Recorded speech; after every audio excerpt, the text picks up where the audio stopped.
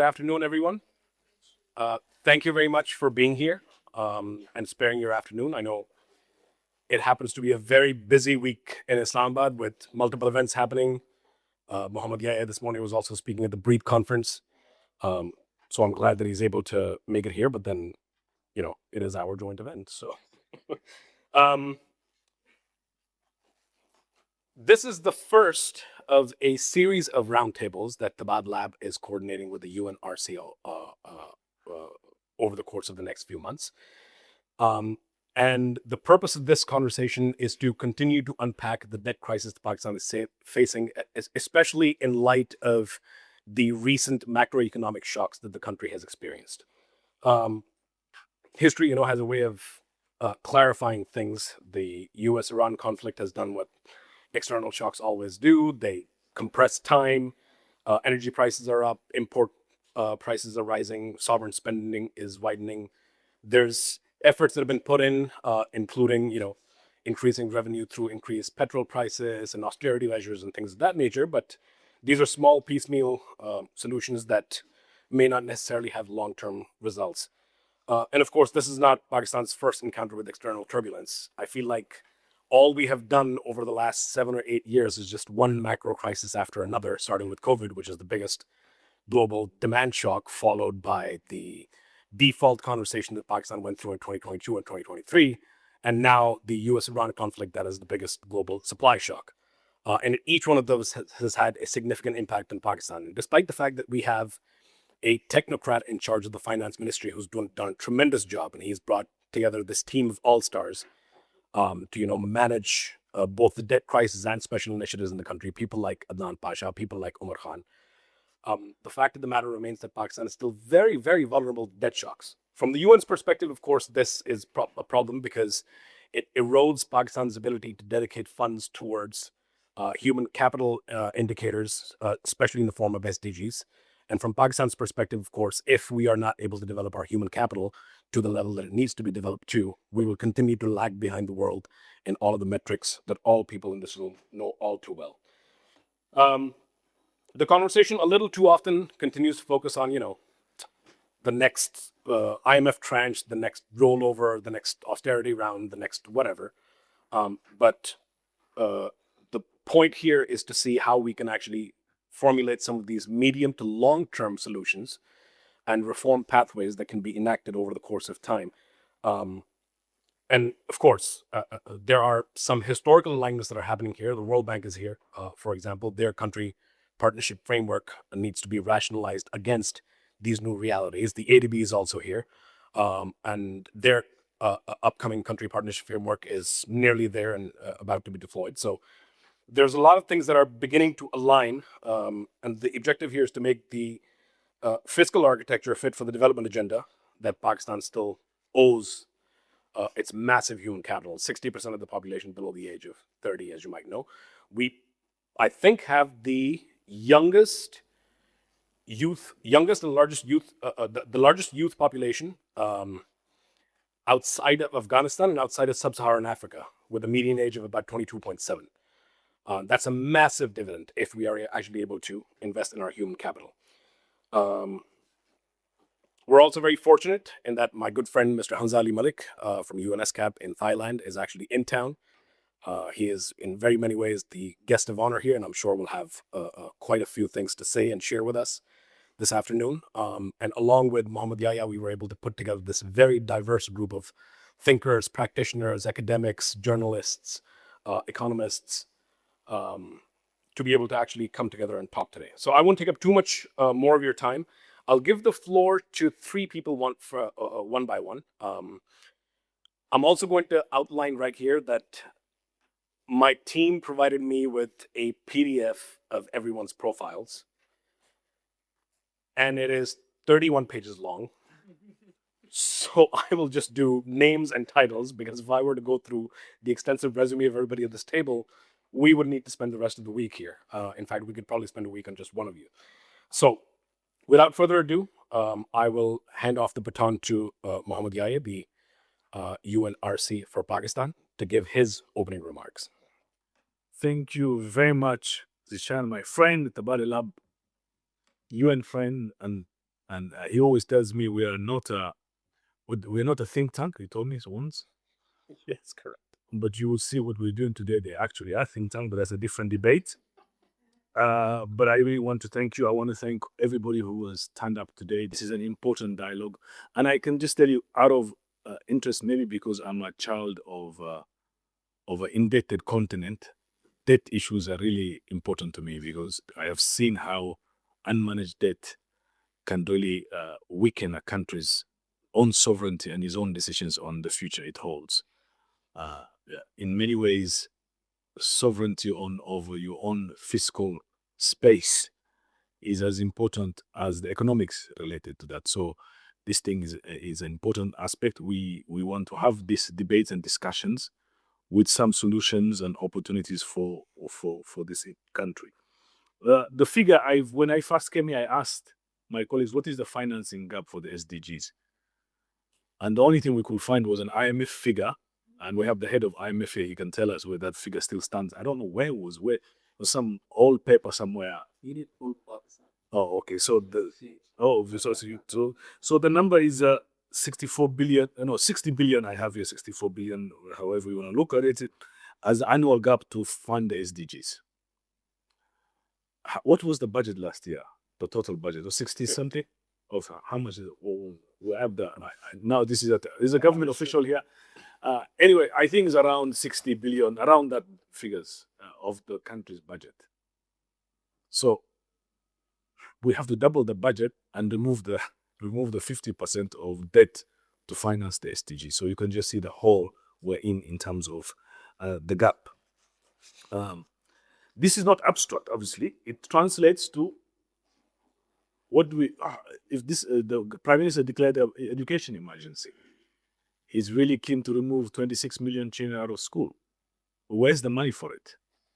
The 20 million stunted children in this country. Where is the money to help them out of that poverty and stunting issues? We've seen recently the UN, together with FAO, launched this report around food systems and the gap of nutrition in the country. How do you finance that? So financing is not just an abstract thing. It's a real development question. It's the number one development question. Because if you can't finance your development, everything else just becomes a problem that you observe, because you have to be able to finance it. So debt servicing currently consumes nearly half of the country's budget. Every rupee, as I said, that could go to anywhere else.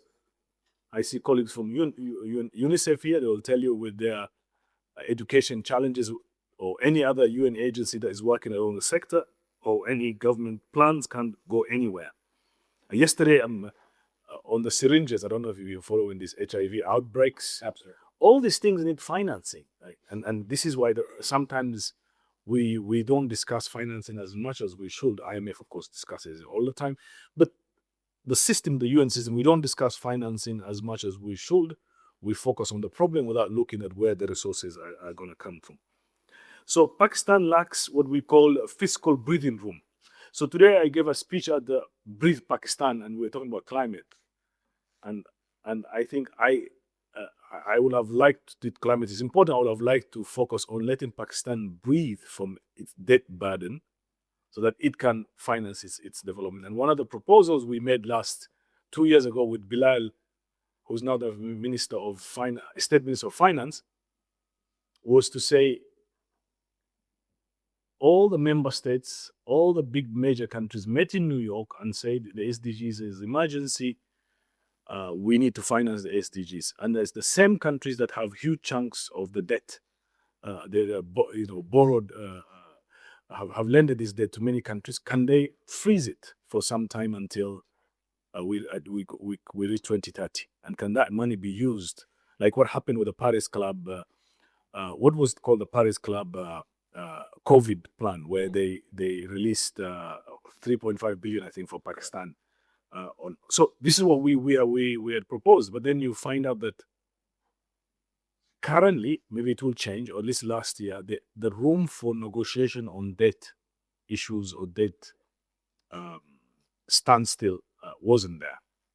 And there's also lack of clarity. Hamza will tell you more.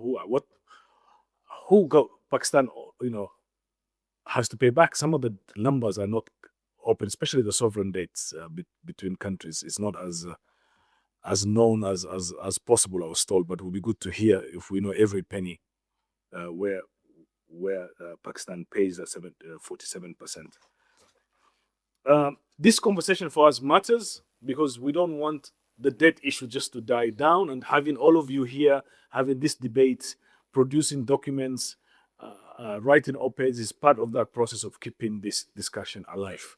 Because sooner or later, this will be the central issue.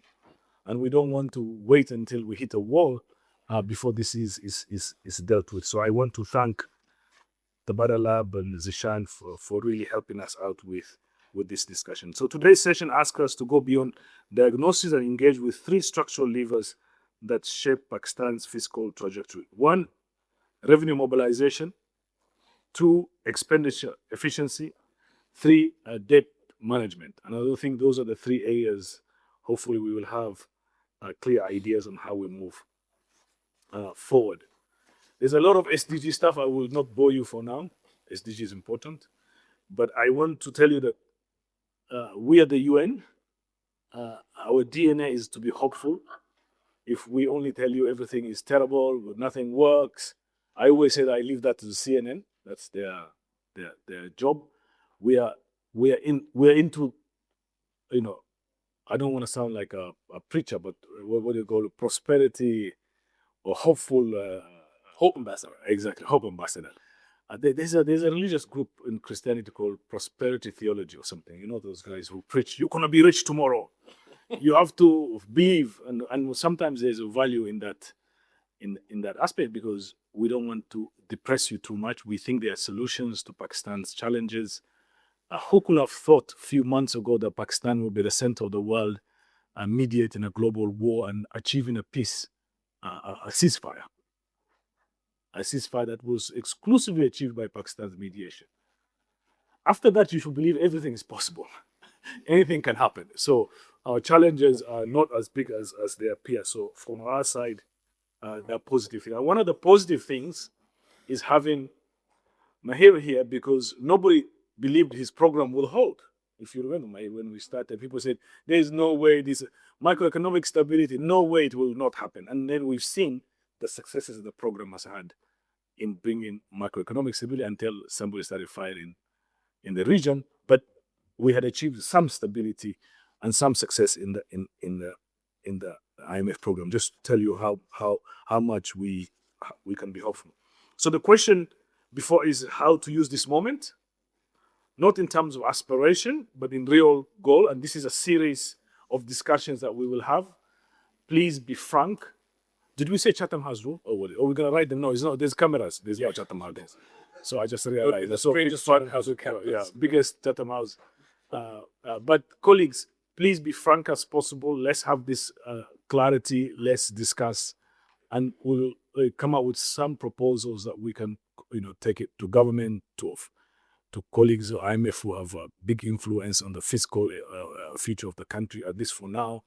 And many of you who work in many banks, and I see ADB just announced billions and billions of dollars. So obviously fiscal constraints doesn't apply to ADB, so we're very happy on that front. So and the World Bank obviously is also here. Thank you very much, and we are really looking forward to a robust discussion. Thank you. Thank you, Mama. Yeah. We will definitely have this debate later about Tabadlab filling the dual role of being a think tank and a consultancy, but the time for that is not now. Thank you for your remarks. I have some comments on it, but I will share them as we move towards Shahab's presentation. But before that, I would also like to call in Dr. Mahir Binici, the resident representative of the IMF. Again, he's had a very storied career. He's worked for the IMF, the Central Bank of Turkey, the European Central Bank. And his view on the IMF's position as far as the debt conversation in Pakistan, I think would be a good entry point and to sort of lay the foundation for some of the conversation that we will have today. Sir.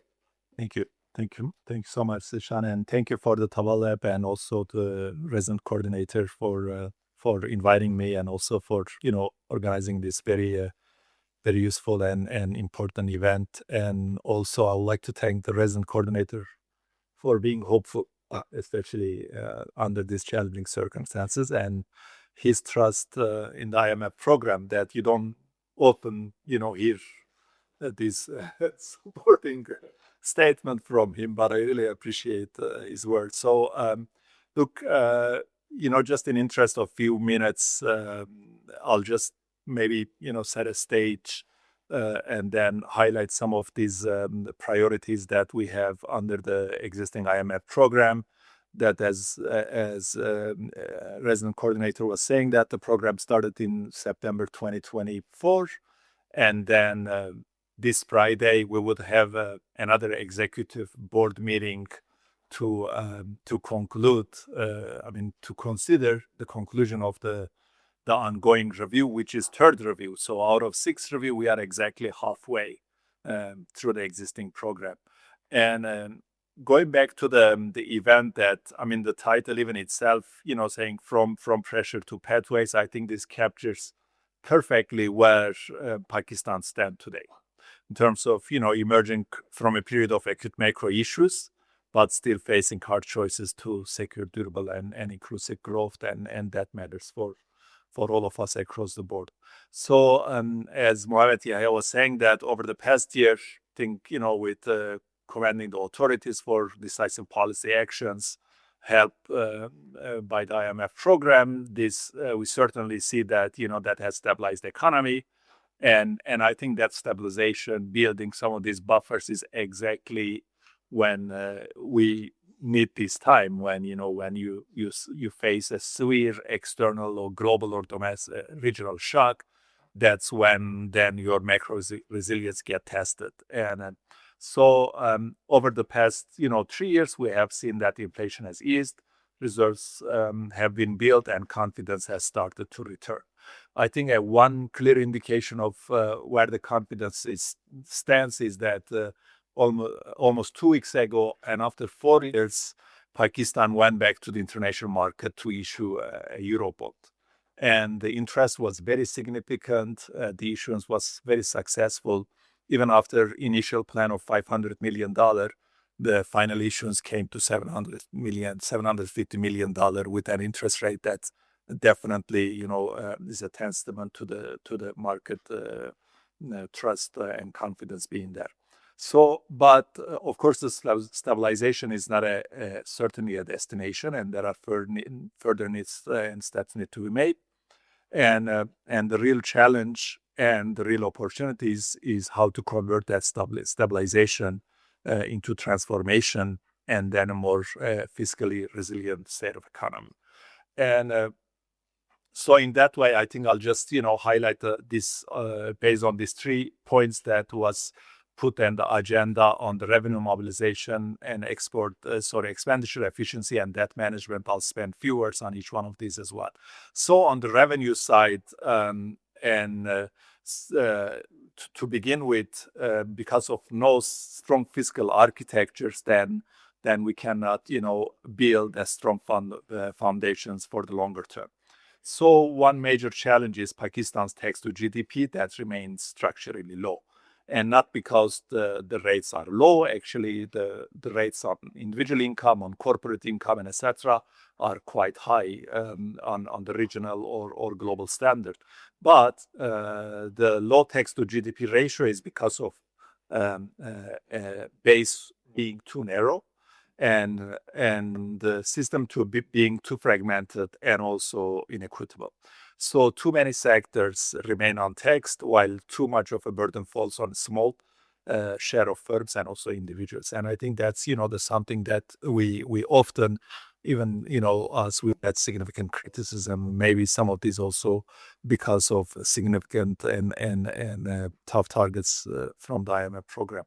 So in a way that, and where does IMF reform agenda stay on mainly that the reform agenda under the existing EFF stands focus on broadening the tax base through, for instance, broadening tax base to cover agriculture, to real estate, and really retail sectors.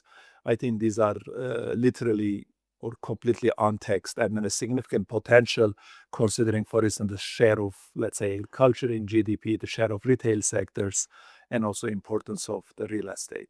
And also another pillar is to reduce exemptions and preferential treatments that certainly distorts incentives and also erode trust and also trust of the compliant taxpayers. And then lastly is also there is a significant need to strengthen tax administration and also compliance. And I think the technology and all the digitalization efforts are there to support, especially with, moving forward with risk-based audits and also better enforcement that's supported by technology.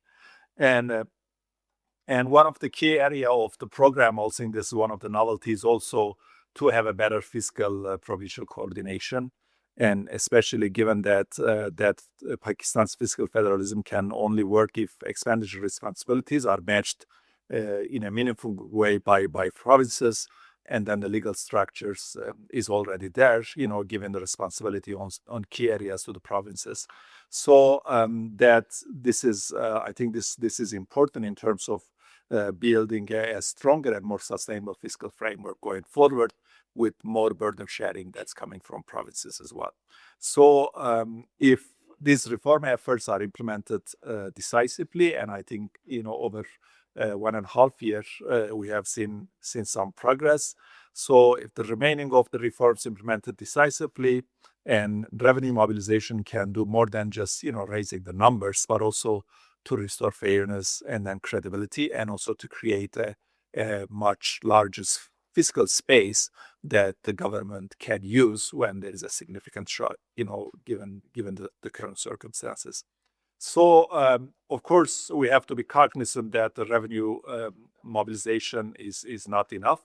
Then how the state spends is just as critical as how much it collects. So, in a way that there is a significant need also on the way expenditures are being handled. So a few areas, for instance, the first one is how protecting and strengthening social spending is critical.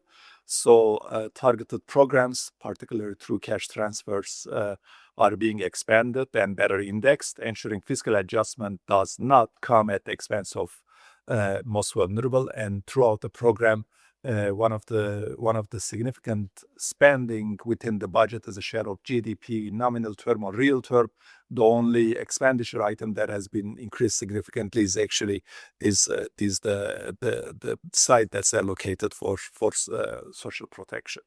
And secondly, of course, disciplining current spending. These include, for instance, reducing energy subsidies, tightening control over supplementary grants, and also an important commitment to avoid any slippages. And then I think the third area is also improving public investment management. I think on that area, significant support is also being and has been provided by World Bank, ADB on various fronts.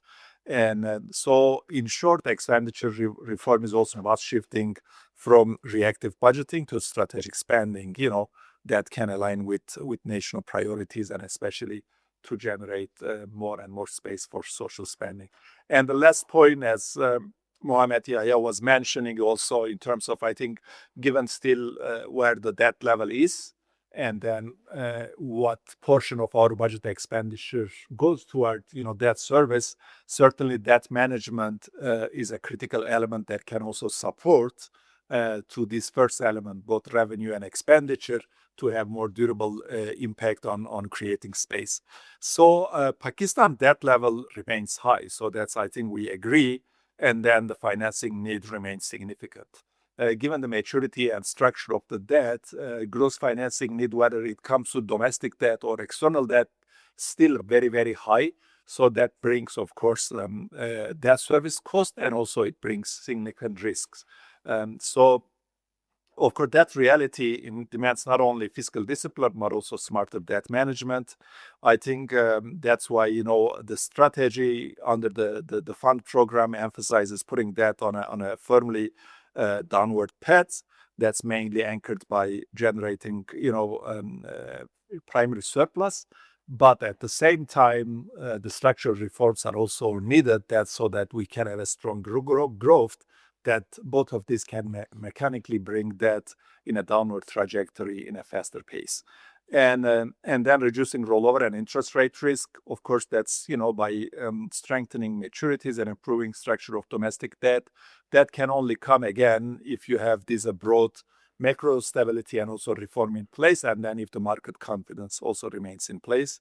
And then I think for Pakistan, containing these contingent liabilities are also important because ultimately these contingent liabilities can turn into a budget or debt problem, especially given a significant state footprint in Pakistan and as state-owned enterprises that can always bring burden on the fiscal. So and then there are several things, but in the interest of time, that I let me skip that. But just a final word that certainly revenue mobilization, the bottom line of the program, and also the step going forward, that this revenue mobilization must become fairer and broader. I think that can only, support the country in the longer term and then enhance growth. And then spending must become more efficient and more purposeful. I think in that regard, over the last year, the IMF supported the government also to undertake this governance and corruption diagnostic, and that came with lots of governance-related, recommendations and requirement going forward that would improve also spending efficiency and transparency. And then that must be manageable and then too resilient to the shock. But with that, let me stop and thank again to the organizers for this useful. Thank you, Dr. Benici. I was hoping for a very strong, solid foundation that would launch the conversation. And that's exactly what we've received. So thank you for your very comprehensive remarks. And I agree with the vast majority of what you said. I'm a taxpayer in this country. I pay 39% of my salary in taxes. And that percentage number has only gone up over time. And it becomes more and more difficult for you to have to maintain your purchasing power and take care of the things that you need to take care of. And also the burden sharing part that you spoke about, the 28th Amendment we're speaking about right now, the NFC awards, which is effectively the conversation around which has been in limbo since, I want to say 2010, primarily because of that 57.5% figure, which under Article 163A, 160, subsection 3A. Yeah, I knew you would fact check me. We're not able to have that conversation further. But if we can fix that problem, bring the provinces to the table, do a little bit better burden sharing, and therefore, engage in some level of fiscal consolidation that results in better debt management and payments, then, we might have some kind of that might be one of the solutions we can pursue moving forward. But I'll leave that to the experts. Mo, you spoke about education, you spoke about nutrition, you spoke about climate. Another area that, of course, development financing affects is the health sector. We have Shahab Siddiqui with us today. Shahab Siddiqui is one of the founding partners at Tabadlab. Him and his team, including Bezat Temur, who's sitting right next to him over there, one of our senior managers, has been putting together this report on ODA cuts across Pakistan and the effect that those cuts have had very specifically on the health sector, but also in broader terms. And I will have Shahab take the floor now to just share some brief findings before we launch into group discussion. Thank you, Zishan. Assalamu alaikum, everyone. I will not, because the conversation is going so smoothly, so I won't go too deep into the details. We plan on releasing the full report later this week. But I wanted to take the opportunity, when we're talking about fiscal gaps, or Muhammad Yahya mentioned how we need to be spending more on human capital and on health and education. I just wanted to add one more thing to the mix as we talk about fiscal ability of the state to be able to spend things. As we all know, there have been a global retrenchment in ODA. Won't kind of dwell on the details too much, but we've seen that 23% ODA has declined by 23% globally since 2025, and we're already seeing. But what we saw as a cliff edge effect is not something that's just happened abruptly. What we've been noticing over the years leading up to it was that we did see that globally there was a downward trend for ODA, and especially for countries like Pakistan. In Pakistan, what we've seen is that ODA flows have largely stayed stable. Since 2016-17, there have been spikes and then there have been troughs. But once you kind of double click into the numbers, and you look at only on budget support that Pakistan has been receiving for ODA, you see that the behavior of the mix of the ODA has changed. So in 2016-17, the government's on budget ODA grant number was about $2.25 billion. So government of Pakistan received $2.25 billion worth of grant. That number went down to $600 million in 24-25. So we went from 2.2 billion to, it's like a 73% contraction over an 8-year period of grant money. In the same period, we saw a 49% increase in multilateral loans dependence within the ODA mix. So so a lot of free money was being replaced with cheap money, with long-term payback periods and very discounted payback rate. So overall, the ODA picture for Pakistan has stayed largely the same. It's just that the mix of how much money, where the money was coming from, has kind of changed from 2016-17 to 24-25. So, and again, I would say that this is very much for on-budget support. So this does not include ODA that was funding organizations like the UN or other multilateral organizations or independent programs run through nonprofits. So this is just government data that the finance ministry manages at the EAD. Next slide, please. If we look at ODA for health, oh, sorry. If we look at ODA for health, if you just look at the second number, ODA flows only reach up to 2.4% of the total health spend. And the total share of ODA is only 2.4%. Sorry, I'm reading this one. 2.4% of total ODA is health. And what we're seeing is, and the number of overall spend, Bazat, that ODA contributes to overall health spending in the country is? 0.9%. Yeah. So 0.9. So less than 1% of all money that the government is spending on health comes from ODA sources. So the dependence on ODA for large health systems, when we saw that and the behaviors that we'll come to in a second with ODA cuts, the way the top line picture just shows that it's not exactly a fiscal problem, because more than 99% of all money spent in health, public health, is kind of funded by the government. Here's what we also saw was that in many programs we saw abrupt service disruptions. We saw disruptions in coverage in large parts of the country. We saw staff reductions, and we saw functional capacity loss. Like a lot of people who were working with government, they were no longer available. So what we've noticed is that the way to look at ODA cuts in Pakistan and the way the impact of it is not to look at it solely through a fiscal lens. And we've gone and we've talked to the provinces, we've talked to the money managers, we've talked to the technical people, we've talked to the people whose programs have been cut, and everybody seems to agree with a very fundamental thing, that looking at the ODA cuts through a fiscal lens alone is kind of paints an incomplete picture. The number one thing, the challenge for Pakistan going forward, especially with the tightened fiscal capacity, is that a lot of the things that Pakistan's provinces and federal government will need to cover that ODA used to pay for is not just going to be to make the money happen, but it's also going to make sure that the systems are compatible with replacing things that ODA used to pay for. So if you're replacing a consultant, if you're replacing something on the cold chain, if you're replacing something on the MIS systems that one of the funders was managing, or WHO or UNICEF or somebody was managing, or one of their consultants was managing, government paying for that is the easy part. Government finding a way to get that onto the books is the hard part. What we've now seen is there's like widening health inequalities. There's a high risk of that. A lot of consultants and technical ability that was being mobilized within programs and within departments, that is no longer being paid for because the government doesn't pay for it. ODA funded programs were paying for it.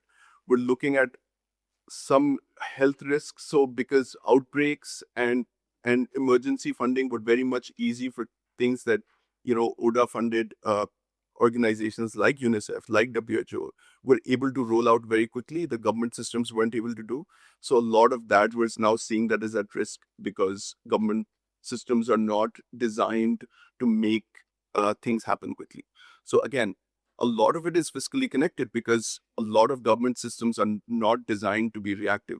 They operate in large cycles. So some things, in addition to making the money happen, a lot of government systems also need to have additional mechanisms built into it for them to functionally replace ODA funded capabilities. I'll quickly move forward to what can we do about it very quickly, and we'll share the report with you guys and you can go through it in detail.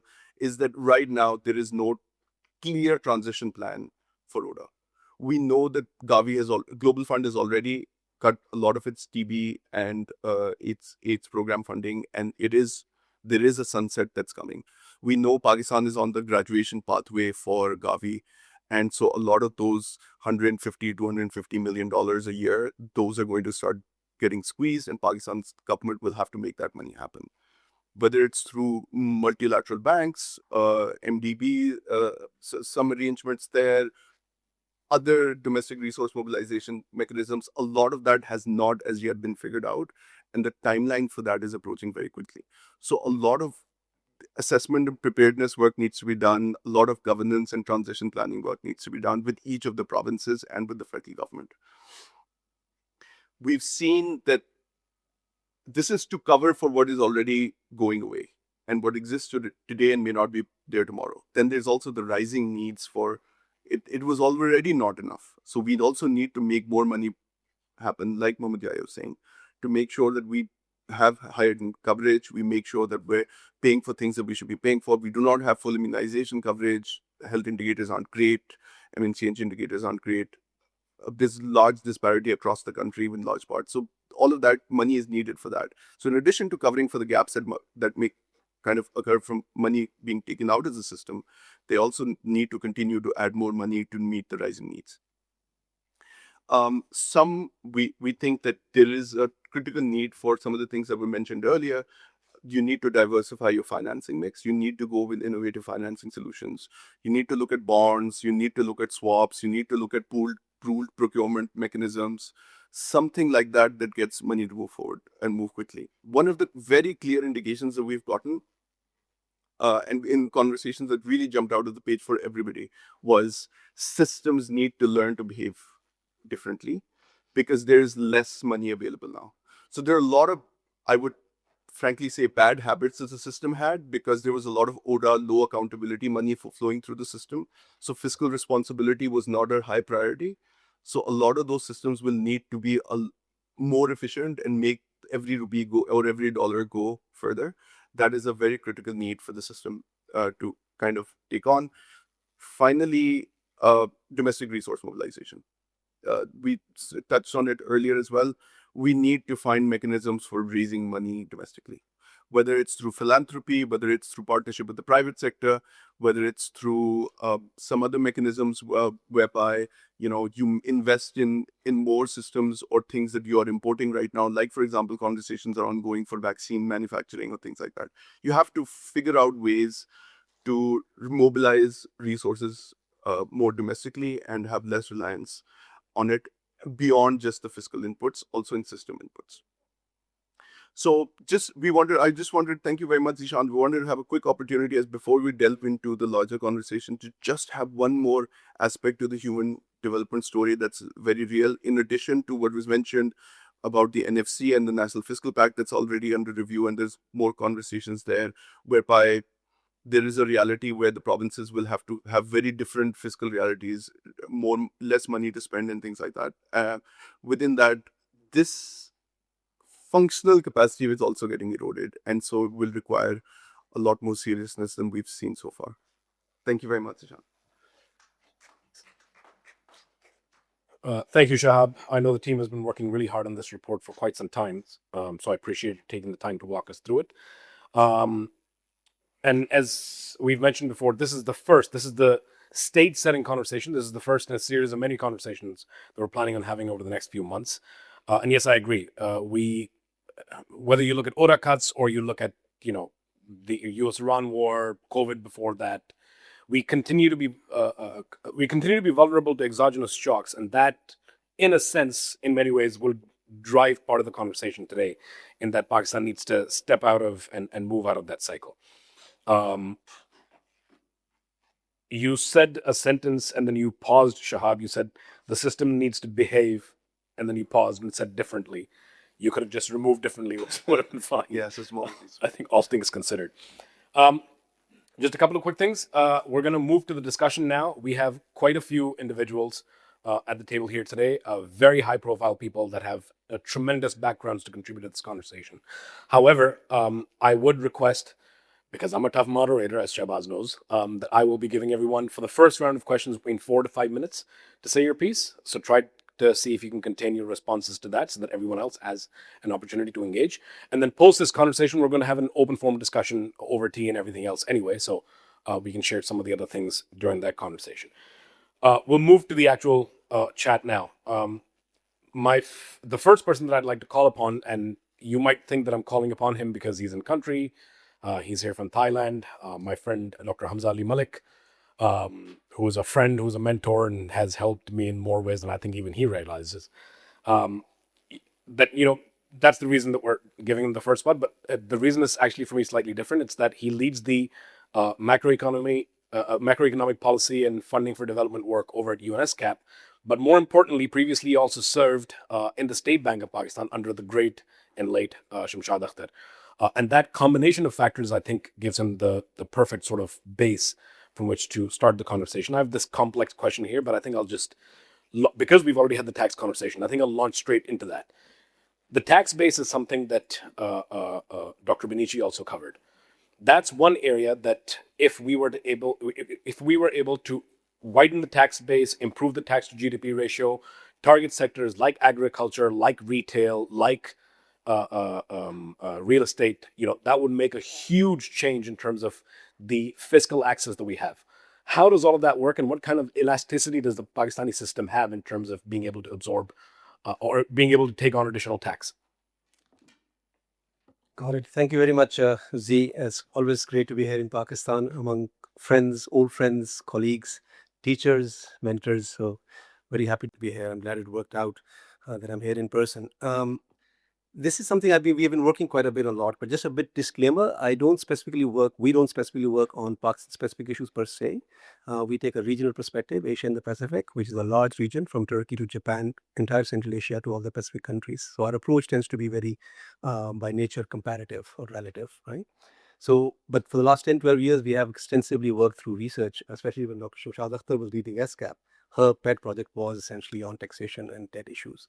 So I'm going to quote in the interest of time initially 2 sets of research and direct policy suggestions, building on, and I'm not going to repeat what Mahir already said. One is we did a cross-country study of from 2000 to 2021 to discern what has worked in countries to increase the tax GDP ratios. Right? So draw lessons, what are the fundamental 3, 4 main reasons which sets apart certain countries. And some of them are as very similar in terms of economic structure and policy structure and challenges as Pakistan, countries like Armenia and Cambodia and Maldives and few of them. So we worked with 6, 7 of them directly, and then we did some cross-country research. I think it had 27 or 28 countries. So I'm not going to go in the detail of methodology. I'm just going to share 3 lessons from that research. So the countries that have had 5% tax to GDP ratio increase in a span of about 5 or 6 years, 3 factors stand out. 1, rationalize tax structure and tax rates to streamline tax processes. 2, strengthen tax administration to ensure compliance and collection efficiency. And 3, reduction in wasteful tax exemption to broaden the tax base.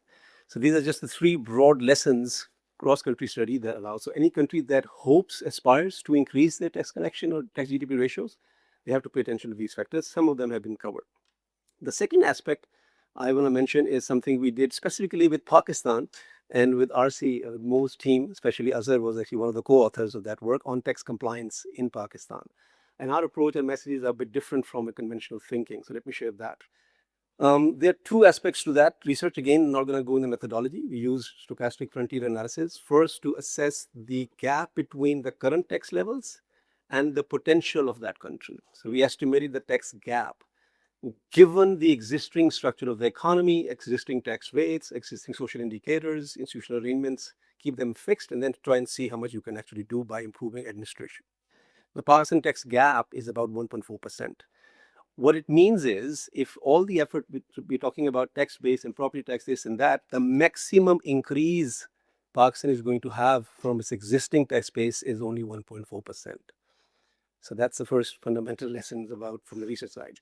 Then what else can be done? So second part of the research was, how can countries increase their tax potential to begin with? So there are 3 or 4 factors we go after. One is the income level and economic structure. One is the social development, and we proxied through the spending on education and inequality indicators. Third was public governance quality, proxied through corruption. And then we did an analysis of what happens if these factors are improved. So again, in the interest of time, when we focus on Pakistan, if Pakistan, we should read it very specifically and carefully. So if Pakistan, for instance, which is ranked around 133 among the corruption perception index, and proxy them to the median average of Asia and the Pacific countries, how much they can gain. Number 2, if Pakistan increases spending on education and increases is from 1 point, I think it's 7% currently, to middle income countries average of about 3.5%, how much tax going to increase? The total number is about 6.1%. The point being, for excessive focus on taxation only to increase tax revenues is not going to take you far. What you need to pay attention in on governance and on improving public service delivery to improve tax compliance. In more simple words, people will pay taxes. They will be more tax compliant if they see that they have security, the public services are being delivered on education, health, and so on and so forth. That matters most. In my understanding, most of the conversation in Pakistan, even my own experience, the discussion tends to be very narrow and focused on taxation per se.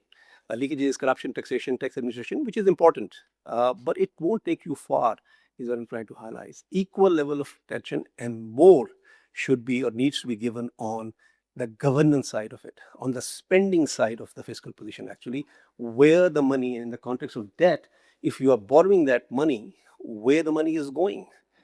Do you have a system in Pakistan to tag how much additional amount is raised through borrowing and where it is spent? I'll stop. I can explain the follow-up rounds. We did a case study of Korea, for instance, in the 60s and 70s. Very similar condition back then. And they did go through that phase, and they did come out extremely strong. So there are examples actually in the region that can be adopted by Pakistan. So final point being, pay more attention on have a more holistic approach basically on taxation rather than a narrow tunnel vision only on taxation side.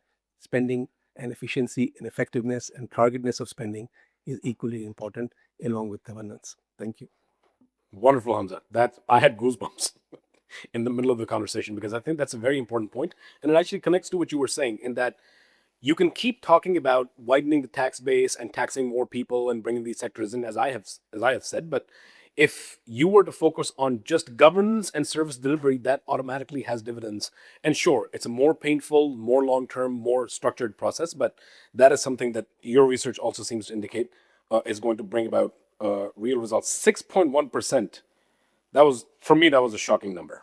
It's incredible that that's where it actually currently stands if we were to really focus on it. You mentioned service delivery. I mentioned earlier that I'm paying 39% of my salary in taxes. We were having this conversation with our CEO, Umar, in that I don't have children, but if I had children, and if we were to ask any, for example, politician, bureaucrat, person in the country, if you had the resources, would you send your child to public school or Beacon House, Aitchison City School? The answer would be private school. I have ailing parents, though. If I have ailing and suffering parents, would I take them to a public sector hospital or would I allow them to take them to a private sector hospital? The answer is a private sector hospital. So if I'm paying that level of taxes and I'm still going for private institutions for my security, for my health, for my education, that says something about the governance and service delivery structure in the country. Great. Thank you so much, Hamza. That really sets the baseline for a lot of the conversation that is going to be coming up. Farzana, if you don't mind, I will come to you next, the lead economist for the ADB.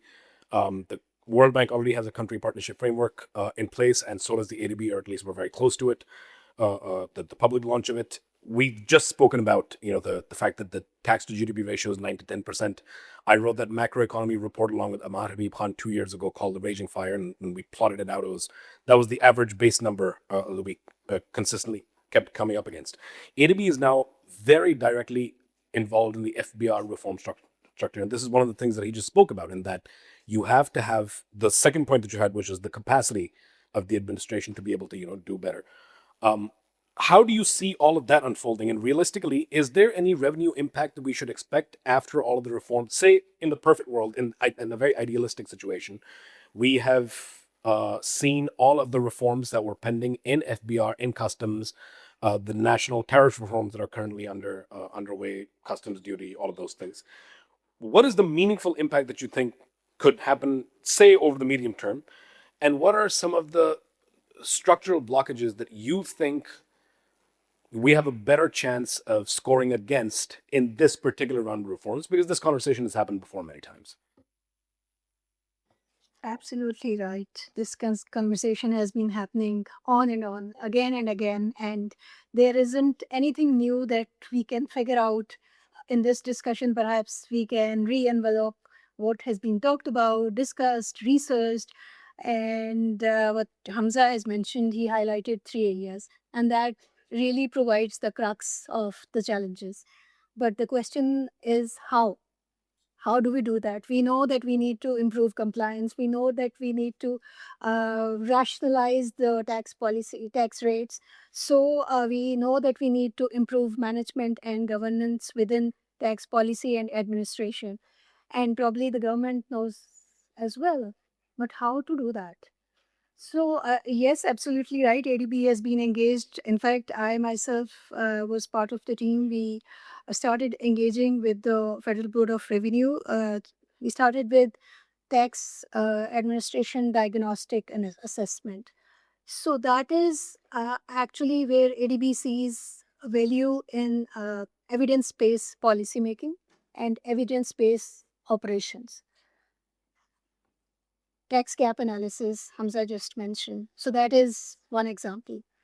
You undertake tax gap analysis, you see potential of the economy, and according that guides the future policy making in the medium term, in the short term, and so on and so forth. So one of the key reforms that ADB supported in the previous program was exactly this. This has been long awaited separation of tax administration and tax policy functions. Reason that Pakistan's tax administration and in fact tax policy, which was again led by tax administration, was too focused on revenue collection. And it really set aside all other objectives, including growth objectives, including distribution aspects in the economy, social, and so on and so forth. So to deal with that very aspect, to really look at the real objective of the tax policy making, which is far beyond just revenue collection, it should be separated. So that is the first step. It was supported by a previous ADB budget support policy based program, which supports reforms. And in this case, this was, in fact, the program focused both on tax revenue as well as expenditure management as well. But coming back to the FBR and tax revenue, so this was one area. The TPO, Tax Policy Office, is infant at the moment. It is at a very early stage. It has started the process of tax policy development, but certainly it cannot be that. I mean, it's finding its feet and it's still working together with the FDR, and that is an ideal situation because FDR must be there to provide the back end data support, which is FDR is a custodian, and as it increases digitalization, as all other countries are doing in tax administration, more and more data will be available to provide that support for analytical aspects of tax policy and tax administration as well. I think that is the key. And digitalization at the same time will help improve governance and management and tax administration as well. That will help the tax administration in dealing with the leakages also, because human hand will be less and less involved, and it will be more towards automation and digitalization. It will increase the efficiency of compliance both for tax administration and better service delivery for the taxpayers as well. I would give an example of the banking sector. We go back to the pre-97, pre-reform banking sector. I- If I just visualize a picture of a bank branch, it was way different from what we have now. It has absolutely transformed into something which is really, making transactions in real time. And that is, and if I compare Pakistan's banking sector transactions and credit, a lot of credit goes to the central bank. I would find it better than many Western countries in terms of timeliness, in terms of responsiveness. So this is how where the crux of reforms is. And if we can do in the banking sector, why can't we do that uh, in the Federal Board of Revenue or in tax policy making? So I think political will is very important, and so is the will of the executive as well. It's not just the political will, it's the executive as well, their intent and their willingness to undertake reforms. And also, most importantly, I one of the lessons learned is coordination, horizontal, interministerial, and vertical, federal and provincial. Coordination between these entities is highly important in all areas, not just in taxation. I would stop here. Thank you so much, Farzana. I really appreciate your comments. And I think I completely agree. The thing that you spoke about in terms of political will, I think it's actually a three-tiered system. We've been discussing it internally in Tabadlab for some time. And those tiers are, first and foremost, there's the will part of it. Whether or not people in positions of power are willing to do something. The second aspect of it is capacity. So they might be willing, but the capacity simply does not exist. For example, we just spoke about point number two, in terms of improving, tax collection architecture. And then the third one is actual execution capacity. So the will might be there, the capacity to do things might be there, but there's blockages in the execution pathway that keep them from doing the thing that they need to do. Arup, I'll come to you next. Economist from the World Bank who has worked extensively on the Pakistan development updates. The last one I was very appreciative of because I think for the first time in a long time, I read a development update from the World Bank in which the key message was continue the reform agenda. This is fine. And that, no, seriously, that was for me was very, you spoke about hope. For me, that was a very hopeful message in that we have a technocrat in charge now. At least he's doing something right for the World Bank to be able to say, at least on the tariff side of things, continue the process that you're currently going. The country partnership framework is meaningful new financing, but a lot of times new financing can either, offset some of the debt burden, or it can basically become sort of a new structure while the underlying architecture remains largely unchanged. And I guess my question to you is, what are the conditions that need to hold for CPF inflows to do the former rather than the latter? Because as we have discussed multiple times and in multiple different viewpoints in this room, throwing more money at the problem is not necessarily the solution. A lot of times you have to build efficiency. The three things we spoke about, that Mohammed Yahya also spoke about, which is revenue mobilization, followed by government spending and efficiency, followed by debt management. That's a triple framework that Hamza came up with in our conversation previously, along with Azhar. Where does all of that fit into the broader, bigger picture?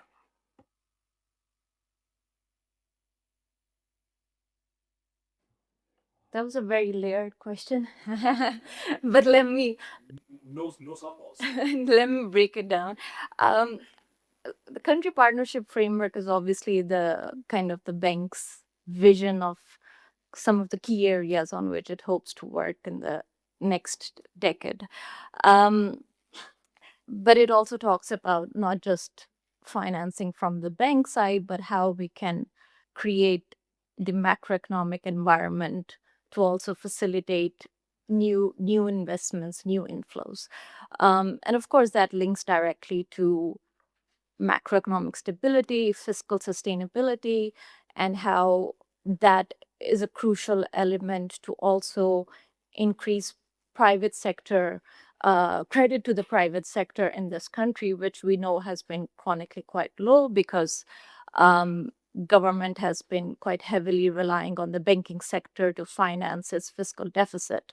And in turn, the banks have been largely lending to the government, and there hasn't been enough credit for the private sector to expand. So of course that's one of the pillars as well, that how can we support fiscal sustainability so that you not only have overall macroeconomic stability, which allows private sector to grow, but also ease up the credit space for the private sector borrowing in investment. And then, of course, the fiscal story that everyone has been linking to it quite heavily comes down to the provincial level as well. We've been talking about service delivery aspects. Provinces have a critical role to play in that regard. The service delivery responsibility fall heavily on them. But at the same time, under the IMF program, they also have to, in every year, produce a primary surplus. But at the same time, under the National Fiscal Pact, they have to take on more responsibilities from the federal government because those are devolved areas. And at the same time, they're very heavily dependent on federal transfers. So provincial governments also are locked in a very tight fiscal space and a very tight fiscal challenge at the moment. And within that framework, asking them to increase more spending on education, health, it becomes increasingly quite difficult. So in that sense, I think that goes back to our earlier conversation that if provinces are making good steps in terms of increasing their own source revenue, because they have some of the very large tax bases that have remained untaxed for a very long time, agriculture, property.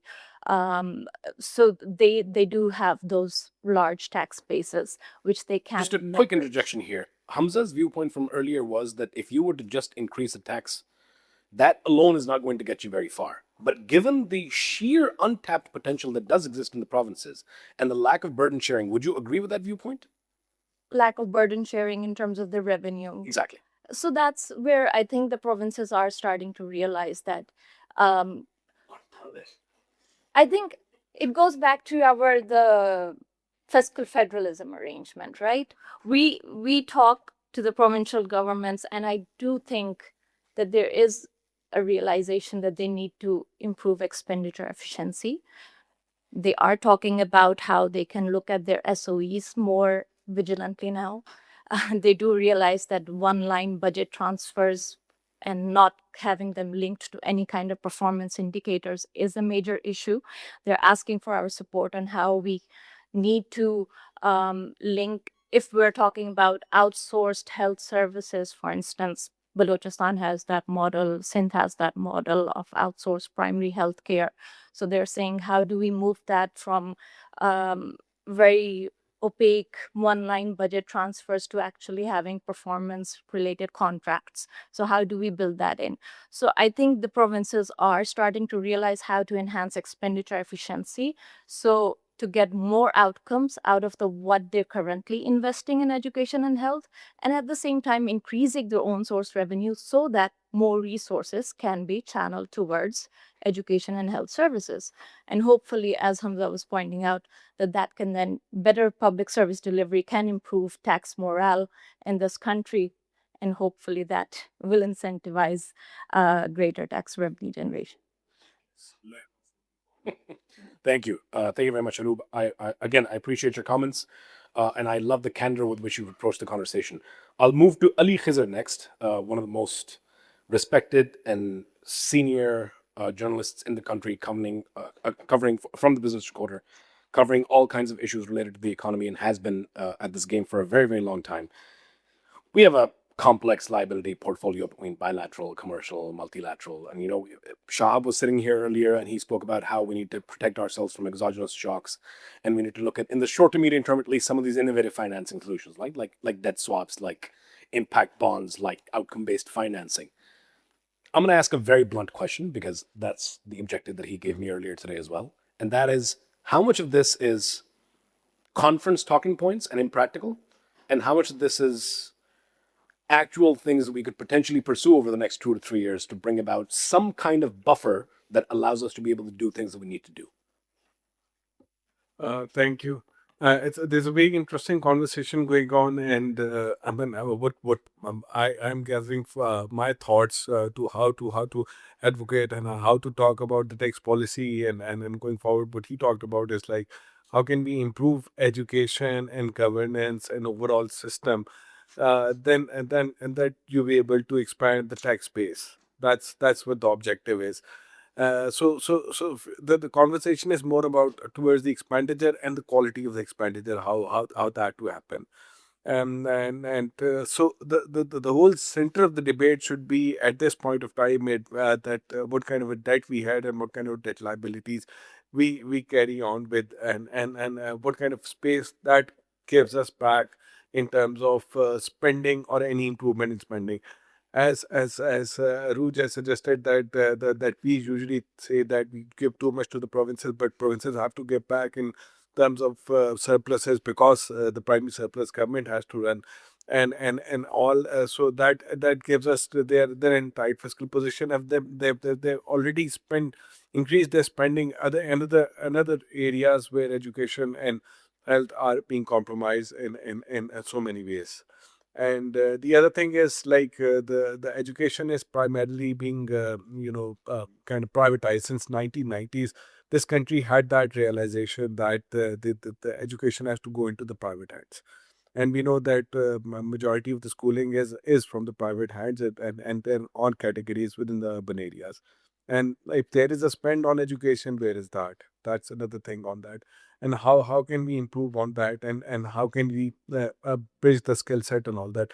One thing which Maher said in early is that expand on the social spending, and bring those provinces into the social spending and all that. And as the social spending is expanding much beyond the cash transfer, and where education spend and health, they are increasing. So I think that's where intervention is, where the money should go directly, and then you could have better governance in terms of spending and in terms of immediate impact. But those are band-aids. They're not going to solve the solution in that. You need to again get back to that. Okay, what kind of a debt we have? Okay, what kind of a again, Maher is not there, but we need to have a conversation with the IMF that we need to run the primary fiscal surpluses. When we have to run the primary fiscal surpluses, you are essentially increasing your debt to, because you have to have surplus, and then in that way you're essentially increasing your debt in a way that you have to borrow more for spending and all that. And then when you have to just not the primary fiscal surplus, that you have to have real interest rate. So I just flip the thought on that, but you have to have a real interest rate of 2 to 3%. When you keep the real interest rate to 2 to 3%, so your debt servicing costs would never go down; it will remain high. And for to service that, you have to increase your debt. That's the catch into that. So that's dilutes the impact of the higher primary surpluses we are running. So those kind of policies we need to look into that. So what kind of a uh, and government expenditure should look into that. Then the whole point is how much debt we have. In the domestic debt, we have about rupees 15 trillion of open market injection.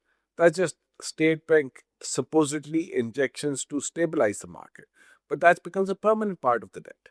So we need to deal with that 15 billion. We need to deal with that extra cost the government is paying on that just to keep, because it's not central bank financing which effective it is, but because of the IMF condition, that's where the banks are making money and all that and all that. So how can you reduce that?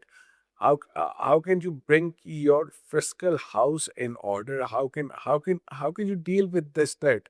It's just not the external debt; it's the domestic debt where the servicing cost is majorly is. External debt is a different problem. It's separate, but our bigger problem is our domestic debt, and within that domestic debt, where the government spend most of it.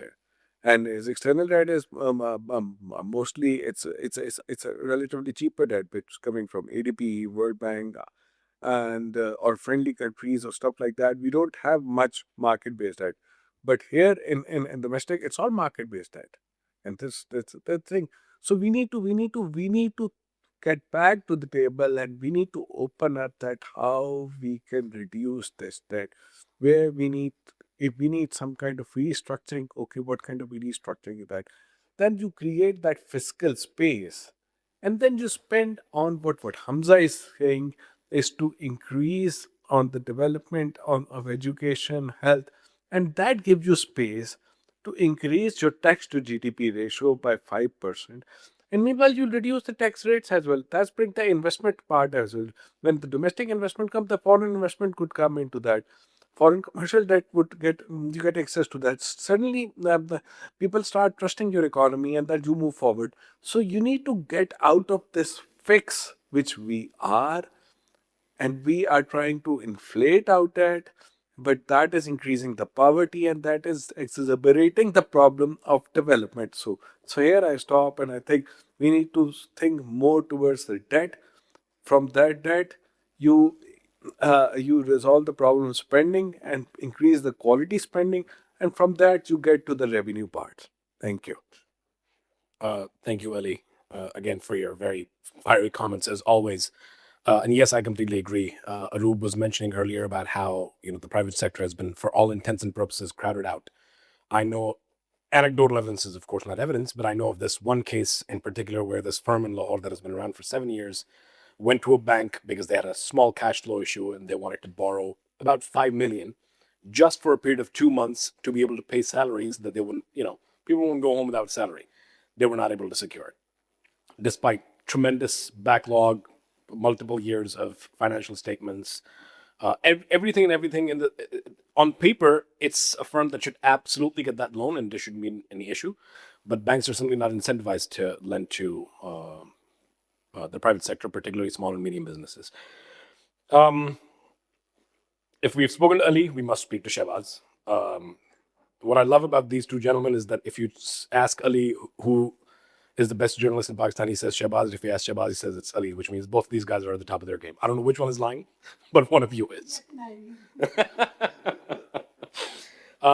You have covered Pakistan's expenditure architecture through multiple budget cycles, austerity rounds, including the one that we're undergoing right now. We all know the systemic inefficiencies. We've spoken about quite a few of them in detail across multiple speakers so far. I'm going to ask you the loaded question, which is, which are the most politically loaded ones, or the most politically protected ones? The ones that will take the longest amount of time to generate the will, generate the capacity, and the execution pathways for us to be able to pursue. That's part one of the question. And why have they managed to either slow down or survive every reform cycle so far? Thank you, Zishan. Well, we are like World Bank and the IMF. We support each other, so we can survive.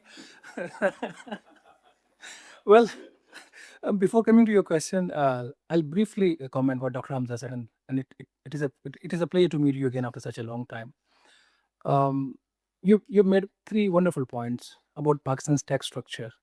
The tax structure, the administration, and the reduction in exemptions and concessions. The problem with Pakistan's tax to GDP ratio and all the reforms, so-called reforms, what I call, undertaken by all the three IFIs, they're mostly focused either on producing reports which are hardly implemented or withdrawing the tax exemptions. And when, this is budget cycle, at the end of the day, the debate will be about how to increase 0.4% of GDP additional taxes from July. So, where the knife will be. I don't want to take the names of the salad class. And then you come to the tax administration. I mean, from day one, when these appointments or postings were being made, and we conveyed to the Prime Minister's office, this would not work, and it is not working. I'm talking about 2 years ago. And then on this reduction I have talked about. So the Pakistan's tax structure cannot improve because there is no will. There is no will on the part of, cannot improve in the short term because there is no will on the part of the government. And with due respect, there is no serious will among the IFIs. We have signed the National Fiscal Pact. The core principles of the IMF program include the agriculture income tax. We have seen it has been delayed by a year. It may be delayed again. Last year there were floods, but there were no floods in Sindh, and still the tax was delayed implementation. And then come to the traders, the retail sector. There was a structural benchmark on on collecting taxes from the retail, rather the traders, that was removed, and that was changed into the retail sector. And that retail sector tax collection, I can say with confidence, is a fudged number that has been fed to the Prime Minister's office and the to the IMF. Can you imagine that an FPR that is unable to collect 50 billion rupees per annum from the traders issuing 700 billion rupees per annum collection from the retail sector? How it is coming? It's not possible. And I know how this number was made. So that was a brief comment what Dr. Hamza said. Coming to the National Fiscal Pact, if you look at the original MOU that was proposed for the National Fiscal Pact and the final that was signed, there's hell of difference. The BISP part is excluded by and large against the original one. The transfer of higher education subject, and then the provincial infrastructure projects. There's a lot of changes. If you just, I hope both, all of you people have the original one and Very quickly, does that mean that even if we were to negotiate under the NFC, because these have been taken out of the bucket altogether, it won't really make a difference? No, it would not have any impact on the NFC, given the fact that that's altogether a different ball game, and they can negotiate. They can still negotiate. It's a constitutional thing. Under the constitution, federal government is not responsible to fund the VISP, but it is funding. So now coming back to your question. Sorry, I'm taking a longer time. Well, the real problem is the political will as well as the bureaucratic hurdles. Because when we only say the politics, it's not just the politics; it's the bureaucracy. If we are not talking about the SIFC successes today, it is also because of the bureaucracy. Political reforms and the reduction in expenditure, it may not happen soon. Whenever there's a coalition government, you cannot abolish ministries which are already under the constitution in the provincial domain. Rather, you're going to increase it. The IMF, the World Bank, the ADB, they talk about reducing expenses. I hardly hear those words in real terms. We have just added another division in the federal government, and that is the SIFC division. It's no more a concept. We have added more regulatory authorities, PIVARA, Pakistan Virtual Assets Authority.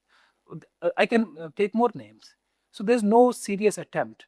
We have federal ministers who do not have portfolios.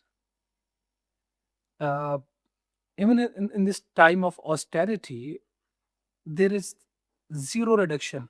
New cars are bought during this austerity period. So in a nutshell, a journalist may sound like a very pessimistic or negative person, but since we move in these ministries and we interact with these people on a daily basis, so we know where they are moving. The real focus and all the efforts of the government and the bureaucracy right now are focused on how to complete these IMF reviews. And the IMF problem is it has to complete the reviews. It's very similar to whenever the GSP Plus conversation rolls about. The effort is to ensure that we meet those 27 points and at least some progress is shown against them, as opposed to real change or real, Thank you. I appreciate that comment, Shaba. Oops. You mentioned the 700 million, you said? 700 billion rupee number, and how badly that number is fudged. Salman Aslam is here, who leads our macro work at the Tabadlab. He's our resident economist, and he's also leading the work on our proprietary platform called Baze.ai. Can I ask a question from Shabaz? If I may, because we are so short on time, maybe we can do that on one-on-one if you don't mind. Gigi. Sorry, what was I going to say? Salman, yeah. What he mentioned. Can we believe the data? Do we truly rely on the fact that there will be transparency and that, especially when it comes to, this is just a directly reported number, right? But what about forecasts, for example? Thank you for the opportunity. I just want to give a brief background about what we have been doing for the last 15 months. So we've tried to collect all databases on Pakistan and in Pakistan related to economics. So we're doing very basic stuff. Anything that you have from newspapers, from data sets, from FPR, from Easy Data, we just collect data completely blindly and put it in a way in which we can see it a little more clearly than maybe other people, and we can't make sense of it. Sometimes you can make sense of data sets which are comparable to international standards because they are advised or they are made on the basis of what advisors have told government to make it. For example, our national accounts. But if you go a little bit further down into the surveys and other places, you can't make sense of the numbers. The same problem applies with some of the stuff with multilateral agencies. If you look at the forecasts for the World Bank, for example, and I really admire the work on the PDU, and you try to figure out, well, why is the number 3.6%? And you go back to their assumptions and you go back to their coefficients, and then you speak to their people, you find out that it's not an exact science. There is a general irritation in Pakistan to share information and to understand that that information layer cannot be worked on by 20, 25 people or 30 people at one time, because these people also flow in, flow out. Our talented people flow in, flow out. If you just start looking at the data, there is a lot of potential in the economy, and especially on the debt side. Debt is not an insurmountable problem for Pakistan. We tend to discuss too much in the newspaper and articles on revenue generation. Well, you've got 39% tax rates and you have the same people running the thing as they were 5 years ago. What are you expecting? You need to be more creative. There are more creative solutions. One way to look at it is that when I hear a number like 6%, I go back to the model and I say, what would 7.2 trillion rupees do to Pakistan? The budget may still not balance. And I go back to the problem that Ali Saab suggested, that the real rate is 3% or 4%. It was minus. It was in minus. And it still didn't solve the problem. It cannot be that Hamza Saab or Ali Saab or World Bank can solve this on their own, because there is just so much information and it's in so many silos that we all are coming back to the same conclusions because we're only looking at the top line. When you go below and you go and ask FPR, give us the data for the 5 million people. What is their average income? Give us the flow. Is it a normal distribution? Is it something else? You get completely different answers. This number of 700 billion is ridiculously low. It's not high. If you have an economy which is I don't know what's the number. I think 300 billion consumption. Getting 700 billion, $2 billion from them is not a high number. The gentleman Shahbaz Saab doesn't accept that the number is real. So he can't get somebody from his team to go check on it because nobody's going to give him the data. So when I do this, all we do is we run experiments using machine learning and other stuff to try and figure out where is the growth, and the growth is everywhere. It's ridiculous. You go back to Pakistan and look at the amount of number of years or quarters when we get negative growth. There is an underlying activity thing. What has happened is that our ability to let the private sector grow is getting eroded over the last 15 to 20 years. These high interest rates are not the only problem. The problem is there isn't a policy framework. I'll give you one very quick sort of side gig. If you look at the solar revolution, it didn't happen because Pakistanis are really smart. It just happened because you took away the subsidy. If you look at and go and check the graph on how the price goes down of the solar panels, and at the same time how the price of electricity goes up, it actually gets affected by both. And the same thing may happen. I mean, we're trying to model this, but the same thing might happen to EV bikes. You will see it now with the petrol thing. There is no great solution that the IFIs have that you and I may not be able to understand. It's just that we're looking at the wrong place because we're not given the data and we're not looking at the right place. You do not have a magic pill to get it 6% more tax to GDP ratio because of efficiency, because nobody has the answer of how to get there. It just isn't there. It's not in the papers. Go check on every single document. You will not find the tool that increases tax to GDP ratio by 6%. But yes, the models will explain to you how you can do it over time by looking at other countries. That will require you to go back to data, question these assumptions, and just don't accept numbers like 700 billion because they're almost always fudged up. Thank you very much, Salman. And as a fellow human being who very much believes in data supremacy and empirical information above all, I really appreciate your comments. I'll move to Dr. Alia Hashmi next, if you'd allow me. A few days ago, you sent me the UNDP's economics report, it had some shocking numbers in it. And again, it goes back to, forecasting and how believable numbers might be. But it says that moving from a moderate to high debt servicing burden produces a 17% collapse in women's per capita income, while men's income remains unchanged. So there's a very clear gender component to high debt servicing. On top of that, there's a 32.5% long-run increase in maternity mortality and the loss of 55 million jobs, women's jobs, across 85 developing countries. And of course, Pakistan is a part of this data set, so it's part of those 85 countries that the report speaks about.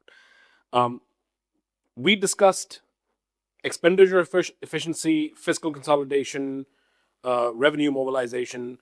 But in the midst of all this, given your previous work in FLFP and putting it on the map for Pakistan, what is the human cost that risks being priced into our assumptions or exceptions?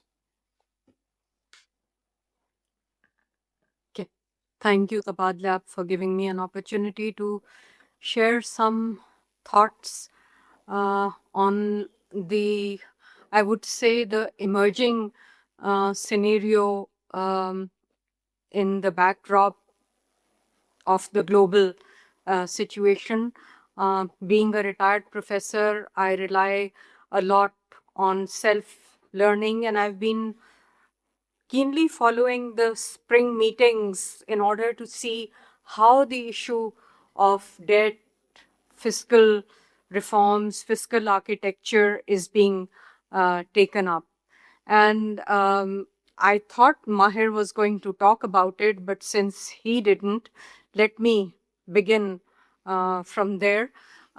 This year's fiscal monitor is titled Fiscal Policy Under Pressure, High Debt, Rising Risks.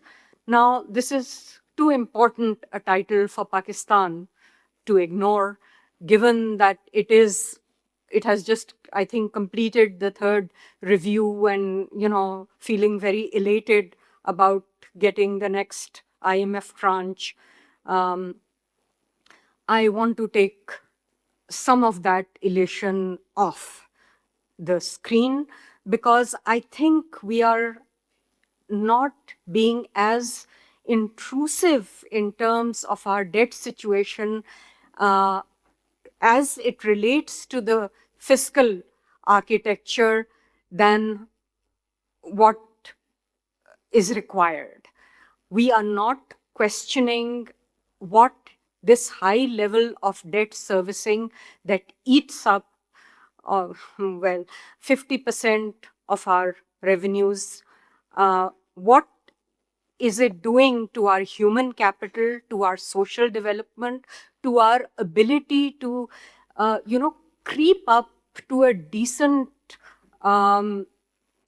gap closure in terms of the SDGs, namely SDG, I'll point out two, SDG 5 on gender equality and SDG 8 on decent work. I think those are two very important issues. And while I was doing, this research, I thought that for this audience, I'll just pick up some important messages from the fiscal monitor. Pakistan has a narrow fiscal space. So the broad message is that Pakistan should avoid financing support measures through additional borrowing. Now, it is a broad message, but it needs to be spelled out. And we talk of reallocation of spending, and a lot of people have alluded that they are not really, seeing the impact of expenditures being reallocated effectively towards better human development outcomes. I will talk of human development because I think it's the most important metric of any program or any development exercise for a huge young country like Pakistan. So the message is reallocate spending to prioritize crises related spending. Now, are we actually doing that? We need to question. For example, these austerity measures, are they really, prioritizing crisis-related measures, or are they just, window dressing? Are they hurting the economy, or are they really addressing the problem of the so-called war-related shocks that Pakistan has begun to feel, and the waves will continue, the pass-through will come. Poorly targeted subsidies encourage consumption. These are, from the fiscal monitor. And what does increased consumption do? Simple supply-demand analysis, it pushes up global prices. And again, we are going to be the unfortunate beneficiary of high commodity prices, at the global level. So it's not rocket science, it's just putting things in perspective. So much so for the fiscal monitor. The report that Zishan was referring to, I came across it and it's really on point. It's titled, Who Pays the Price? Gender Inequality and Sovereign Debt. It's a wonderful report. It takes a sample of 85 countries which are under high debt service burdens, and it uses sophisticated econometric techniques to eke out certain very key messages, some of which Zishan mentioned. And those messages basically relate to gendered income inequality, which widens, maternal health crises, which exacerbate, life expectancy, which declines. And also, when you service debt and you cut social spending, what does it do? It pushes people into informal jobs, which we are seeing happening in Pakistan. It reduces income generation capacity from employment outcomes. It reduces the capacity to pay tax. We can go on and on about raising the tax to GDP ratio, but if you do not link the tax generation potential to income earning potential, then I think something is amiss. So just 2 more minutes. And expenditure efficiency. We talk a lot about expenditure efficiency. How are we measuring expenditure efficiency? Do we have any metrics to measure expenditure efficiency? It's not enough to say the quality and the provision of public services has improved. I mean, are your socio-economic data sets like the PSLM and the highest telling you the same story? I don't think so. So we need to get a better handle and a better grip on how we are measuring expenditure efficiency. And yes, there is a lot of room to play around in terms of fiscal reform if we focus on expenditure efficiency. I personally believe it's a more powerful tool than tax to GDP ratio. First, and in terms of sequencing, I would first, address expenditure efficiency, and also, obviously, it's important to address tax to GDP ratio. But I think the two are linked, especially that if you translate better expenditures on human capital, they lead to better income generation outcomes, and that increases the tax to GDP ratio also. So I think we need to make these linkages. Then, what is our debt management strategy? Is it open? Do we talk about it? What kind of impact has our years and years of debt management strategy had on different demographic groups in the country? We have an aging population now. I've been retired for 10 years, but I'm still, as a member of what is called the silver tsunami, working in the economy, giving something of my services to Pakistan. So we need to assess what this high level of debt, if not restructured, if not managed better, can have impacts on our youth, our working age populations, in a gender distributed manner. The more I speak about gender, the better it is, because I think we need to include gender assessments into the fiscal architecture debate. And I'll stop there.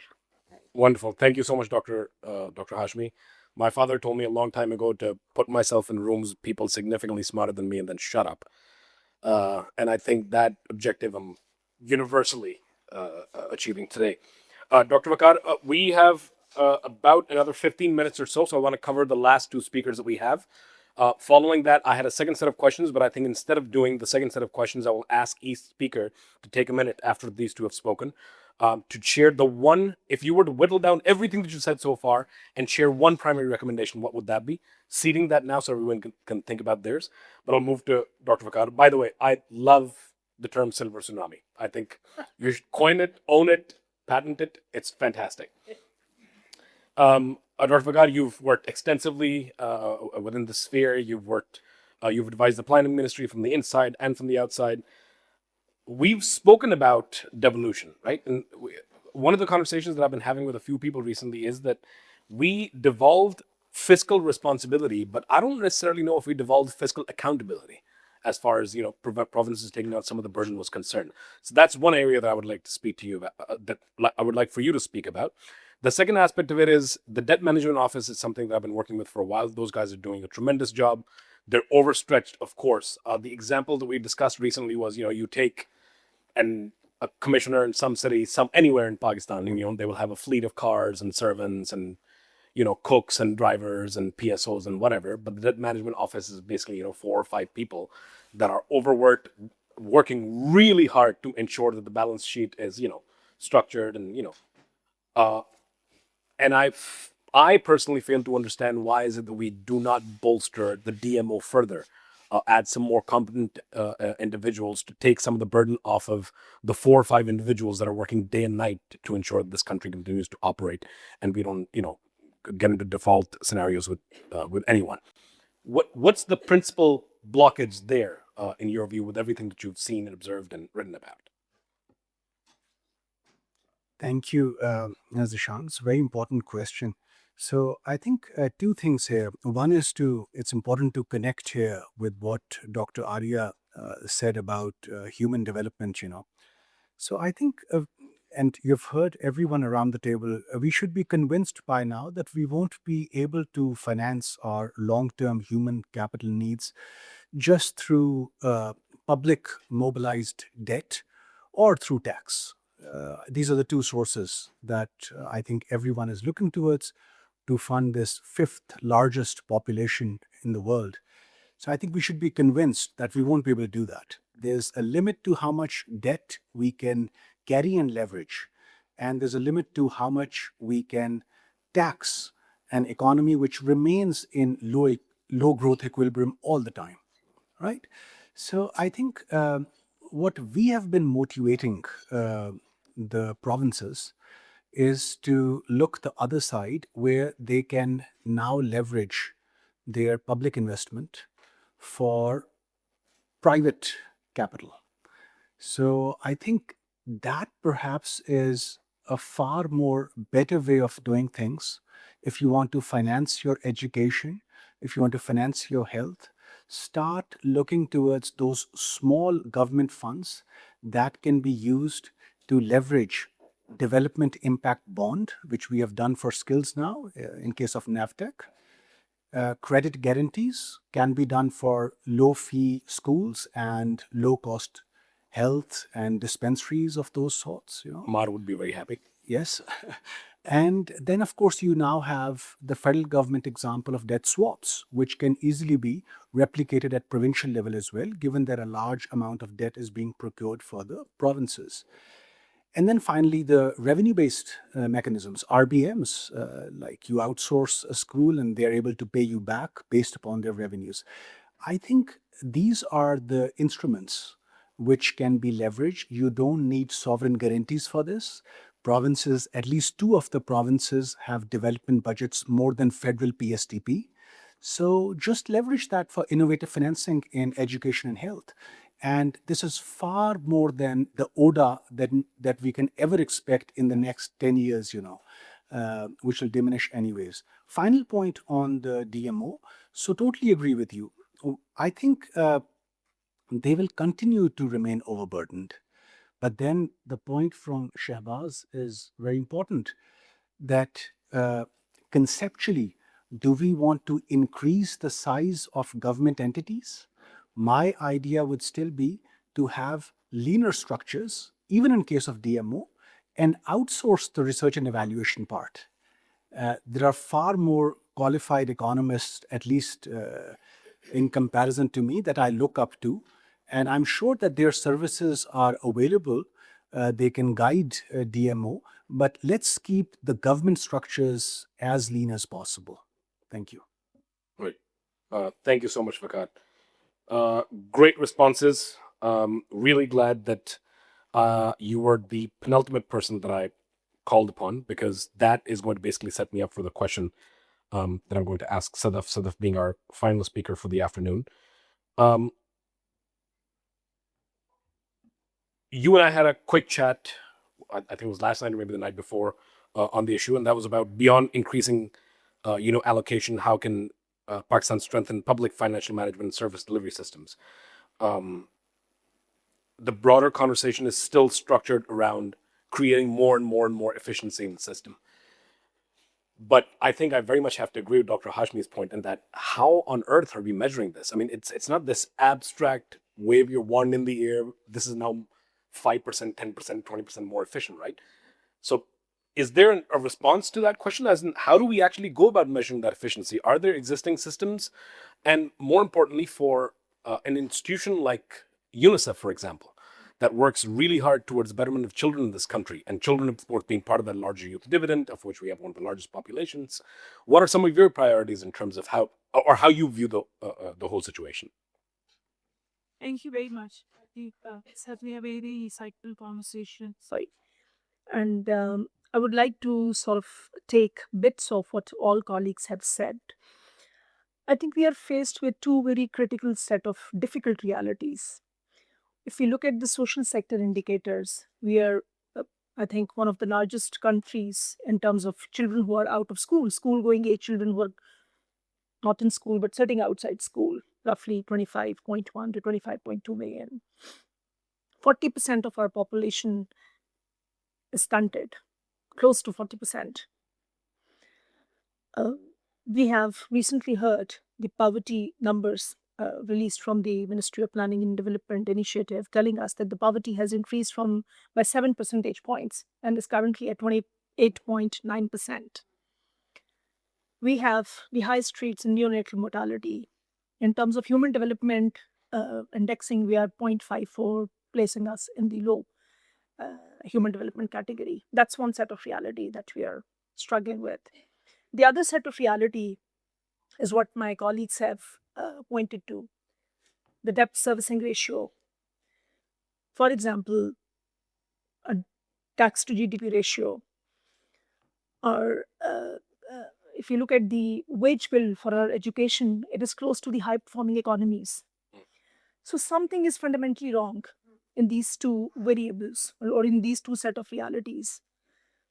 We have, excellent programs by IFIs, partners, donors in terms of facilitating the systems, the public sector delivery system in health and education to be able to expand coverage, to send kids to school, to immunize, to expand health services, which is good, which is fair enough. However, if you look at the sort of priority, the physical choices and how they are shaping the outcomes, the longer term outcomes, and I come to the 60% of youth population that you pointed to in the opening, these two realities are not speaking to each other. The budget outlay is predominantly talking about settling external liabilities, debt servicing, handling other issues of such sort. So where is that game changer to reform sitting? From our point of view, from UNICEF's point of view, that reform is rooted and structured in very, very deep-rooted institutional initiatives, institutional energy to be able to reach out, to be able to deliver to the population which is not reached or which is not touched so far. And for that, we are talking about different layers of reforms, advocacies, initiatives from the policy point of view, from the institutional point of view, and from a very, very strong, robust citizen engagement point of view, or you may call it community engagement. That said, I mean, colleagues have touched upon very important issues. Dr. Vagas just mentioned the sort of constraint of delivering on this public agenda through tax revenue, through public money, which is practically not possible. So how are we leveraging certain strong opportunities out there, the philanthropic initiatives, the private sector capitals? Then we have other sort of instruments, alternative innovative financing instruments, bonds, swaps. How are we linking these more closely with the social development outcomes in the interest of children and young people? We do see some progress in that, like the skills bond, and then there are a couple of others in conversation as well. So how to sort of notch those up to be able to bridge these gaps is a question perhaps we need to answer. Another important reflection that we have through the work that we do in terms of looking at the efficiencies, the allocative efficiencies, the spending efficiencies across different sectors, we realize that if we continue to invest more, put more money into a system which is not performing or which has leakages, we will be going in circles. We have to fix the system. We have to look at some very rooted institutional structural reforms, and of course, continue for the adequacy and the rightful investment that can speak to the magnitude of issues like out of school children, like neonatal mortality, and stunting. So, efficiency alone may not resolve the issue. You have to look at it in a larger ecosystem of reforms. Thank you. Thank you very much, Sandra. Thank you. Like you said, this is the beginning of a conversation, so I'm sure there will be further exchanges. I wanted to react some of the observations, but maybe bilaterally we can talk about it. I wanted to talk earlier about the debt directly. I didn't touch upon that thing, but let me skip some of the thing. I was wanting to link the spending efficiency points with the debt allocation part, where we finished also. There are methodologies to do spending efficiency when you do peer benchmarking, for instance. That's what I was saying. Peer benchmarking. So there is room to do it relative to similar countries. If they're doing better, the same outcome on per dollar spent on building a school or building health facilities. There might be weaknesses in that, but there are ways to do that. But that's not the point. The point is to see whether they are adding value. So there are two ways. Again, I'm just going to quickly quote research. I'm not going to go into detail because I'm going to come to your question. has there been an increase in capital formation because of the increase in borrowing? So when we look at the data across Asia Pacific, it's actually negative. Has there been increase on education outcomes because of debt, increase in additional borrowings? It's negative. So for a host of developing countries, and Pakistan is no exception, additional borrowing has not contributed to capital formation and improvements in or spending on spending, not even linking with spending efficiency. So there's a lot to be said about that, right? And then their efficiency gains. Again, a disclaimer. I again look for the more on the international debt architecture perspective. I've been part of the UN Secretary General's task team since the COVID times on international financial architecture reforms and debt resolution mechanisms. So my observations are mostly from that perspective. What to do about debt globally. So we work a lot with African countries, Zambia in particular, and many nations in the Pacific. Let me say a few things a little provocatively. We haven't had much of a controversy yet. So there are three very basic facts which are irreconcilable. There's an impossible trilogy in a way, right? One, developing countries will always need more what they can have in terms of meeting the development ambitions or reducing the development deficits, climate ambitions, you name it. There'll always be more need compared to what, like Wakar said, what they can do from taxes and borrowing. So that's one fact. Second, from a creditor's perspective, they don't have any other means except to restrict access to finance and put pain on developing countries to recover what they've already borrowed if there are moral issues of borrowing countries going haywire on spending borrowed amounts. So that's what happens in IMF program typically, actually. From creditors' perspective, they don't have any mechanisms. In the good old days, they used to confiscate assets. That does not happen. Or ask in private sector, liquidate your existing assets before I give you more money. That does not happen.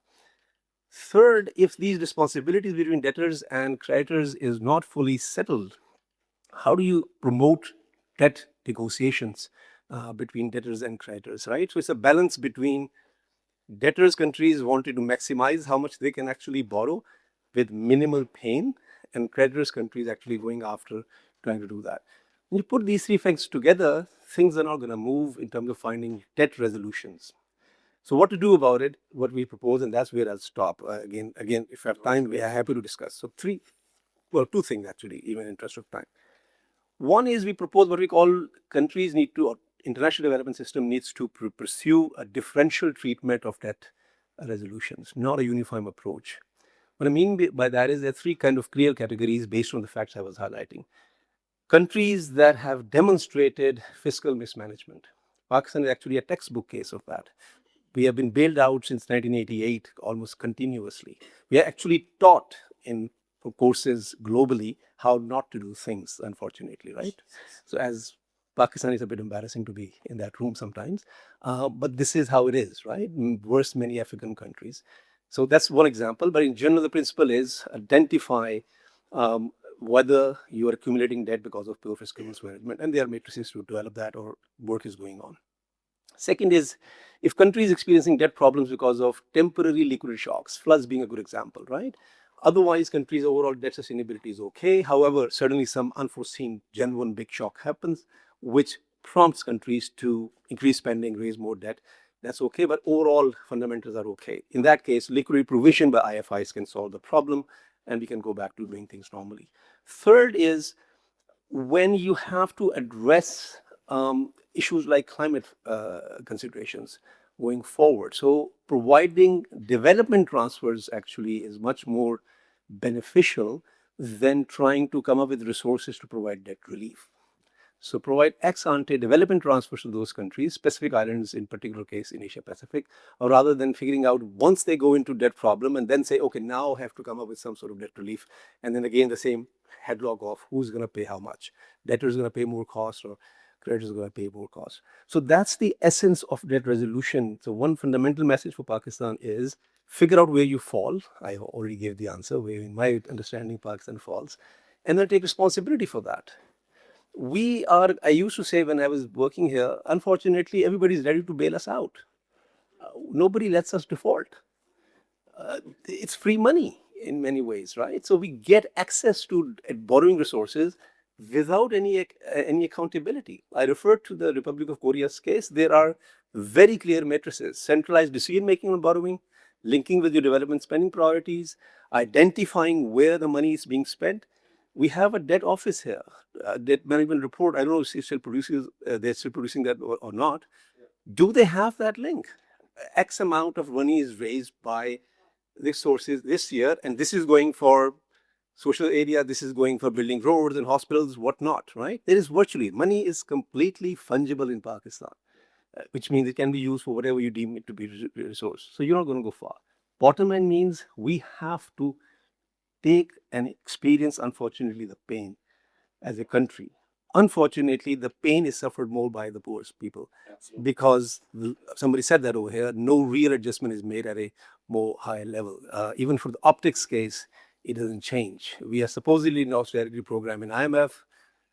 Whenever I visit here, things are not the same. I have a very good experience of working 3 years with Sri Lanka, for instance. When they went in the debt 2022, there was significant changes. Literally ministers downgrading their cars and saying, we can't do that anymore. We won't be able to do that. And then many others things which were maybe small in terms of money, but the gesture, the optics were extremely strong. That is needed in the case of Pakistan. Thank you, Hamza. Very comprehensive, very strong. What you mentioned about pain, I used to read a lot of self-help books, especially in my 20s. And then I came across this individual who said, I will summarize every self-help book for you in one single sentence. And that sentence is, front load the pain. That's it. That's all you have to do, no matter which self-help book it is. If you front load the pain, the rest will come easy. You just have to pick at which point the pain is actually going to come to you. And if it's forced or if it's something that you face willingly. And also what you said about it's free money and you're very used to it since 1988, we're getting bailed out. They teach in addiction courses that the first step to recovery is accepting that you have a problem. So maybe that's something that also needs to happen. Fardana, I'll come to you. Okay, I'll make 2 points. First, continue reforms. We discussed here before, we referred to the World Bank. But continue reforms, yes, absolutely yes. But what for? Do we need to continue reforms for ticking the box, for to get IMF's reviews cleared, or to satisfy the program policy actions for ADB and World Bank? Although those are not imposed because both of us agree on country partnership strategies, country partnership frameworks, and development of the project and processing and implementation in partnership, and in fact led by the government. So that is where the real crux of reform is: ownership of reform, driven by the country itself. Certainly, we don't want to impose those reforms on the country. I don't think, I mean, we can bring in really the best practices, the something that you mentioned from Sri Lanka. This is what we can bring in, that, hey, these are good practices that some other countries have really implemented. And this perhaps in the context of Pakistan can be implemented. But obviously you can take horse to to the water, but you cannot make it drink. So reforms with real intent and in its spirit. That is most important. And that, because in the past, what we have seen is half hearted reforms. Not just half hearted, after the program is completed, those reforms were reversed. So that has really earned a bad name to Pakistan, even in the IFIs. In our board discussions, reference are being made to Pakistan for these reform reversals or half-hearted reforms, which is really an embarrassment for us as Pakistanis as well when we go back to the board. And there are countries which are really take pride in highlighting these challenges. So I think this is for the executive, for the political authorities, and absolutely, and this is about time. And on debt, I think mindset change is important in Pakistan. We've seen historically that Pakistan has mostly relied on geographical tensions and foreign aid, which is tied to conflicts in the region. So every time there is, you can see the GDP trend. Every time there is a conflict in the region, Pakistan gets involved. It becomes a frontline state. Money keeps flowing in, and we have higher GDP in 2 to 3 years thereafter. And then it goes back to, I can say, normalizes. So we need to change the mindset so that foreign aid was drained out and was replaced by IFIs, borrowing and debt. But it's not the same thing. It's not one and the same thing. There is cost to that. We have to repay that. I was just actually showing to Ali the fiscal operations for the first half of this fiscal year, and this is absolutely for I've been seeing for past few years that there is the last page of fiscal operations where there is this financing of the budget, and you can clearly see on external borrowing the gross. And in fact, this year I was surprised to see there is a positive figure for net borrowing. So it has been negative in some of the previous years as well. Yeah. So I think that my mindset needs to be changed. There was the mention of PPPs and other options. Perhaps that is the way to go in future. We'll let Dr. Vakar comment on that further in his remarks as well. And yes, absolutely agreed. The war economy that you're speaking about, when we started studying debt swaps, one of the interesting data points that we found was the first debt swaps that Pakistan, the only debt swaps that Pakistan conducted, were with Italy, with Germany, with Canada, and the first of these was conducted on October 2nd, 2001. It was exactly 3 weeks after 9/11, which paints a picture for you. And we weren't ready for debt swaps then. We didn't know what they were. How polite can I be? I would argue we still don't know what they are. So, Ali. So if I say what both of my friends talk about is essentially debt. She talks about that we take debt and whatever the flows coming and more are going out. He's saying that we've been taking debt and nothing is working. And he talked about pain. So what kind of pain? So the country is facing a pain invariably, and in the past few years we have seen that pain is far worse for vulnerable people, and which are the majority of the country. That's hundreds of 100 million plus people and all that. And because we are inflating out debt, because we are running the primary surpluses and positive real rates, and on the name of the austerity, we are doing just like passing it the buck to the bottom of the pyramid, and there's absolutely no optical resolve at the top, as Hamza suggested. What's happening in Sri Lankan case, where probably they needed a liquidity thing because of the shock, but we are habitual. So there's one thing we need to deal with it. One we need to okay, what is kind of okay? One, restructuring the debt. Earlier, what I was talking about. Okay, we did it to 2001. We did those debt swaps and all that, and we got a lease. We got a lease of 20 years. 2018, we already there. 2022, we got the shock. Somehow we passed it. 2026, we are going through another shock. I don't know we'll pass it or not. But we are not really growing. We are falling apart on every parameter and all that, and all the things are going. It's not working that. So what's the pain? The pain is to maybe default on the debt. That's the pain he's talking about, because poor people are already taking pain. So when we do that kind of a pain, that would hit the banks and the big depositors and everything, and the whole the finance system was shackle.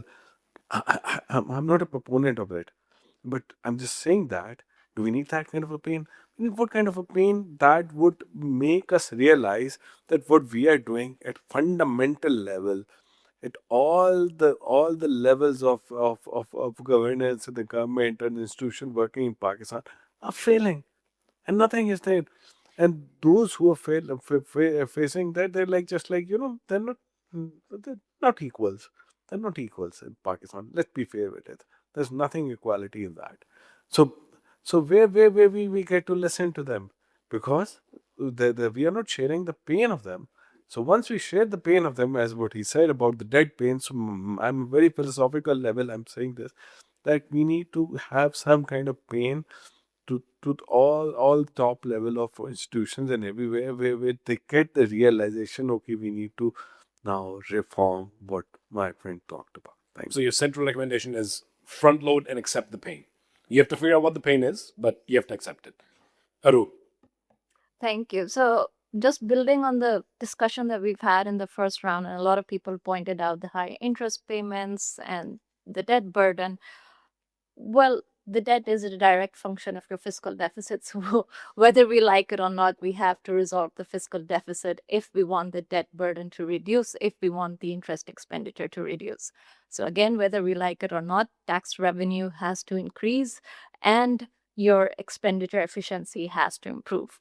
Your rigidity on the current expenditure side, whether that's through ballooning pension liabilities, SOE losses, wasteful subsidies, that has to go away so that any new borrowing that you do is actually channeled towards capital investment and not to finance your current expenditure. So that's the first point, that you have to resolve your fiscal if you want your debt problem to go away.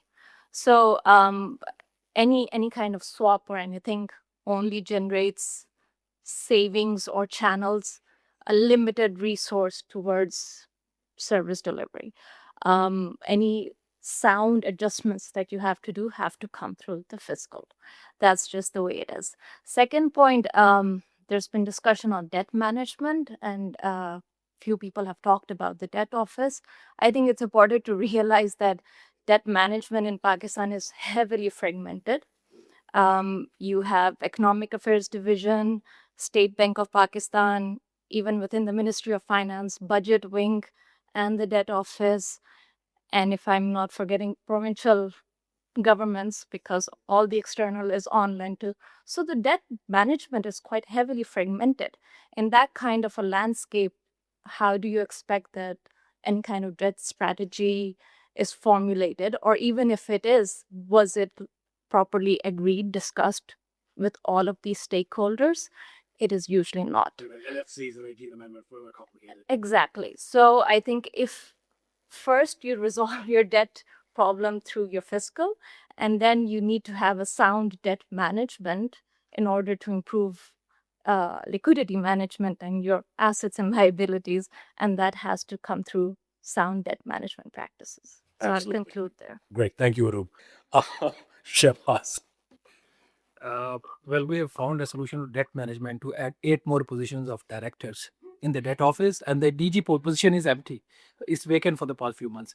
So, absolutely, because we Mohsen has left. He left for Sindh Public Service Commission. Anyway, two very brief recommendations. To control debt, there should be zero lending for budget support by any financial institution. Because you take loan for purpose where you don't earn any income, and then you take another loan to pay interest and then the principal. So that has to be stopped. ADB, World Bank, because they are the guys, and the budget support loan. There should not be any budget support loan. And secondly, on the tax to GDP ratio, any increase in tax to GDP ratio should come primarily and only on the basis of the enforcement measures and the implementation of the existing laws. And there should be zero increase in tax to GDP ratio on the basis of the policy measures. These are my 2 recommendations. Great. Thank you, Shehbaz. Salman, I think your first one I probably can guess, which is data supremacy, and you have to ensure that there's transparency in terms of the numbers shared.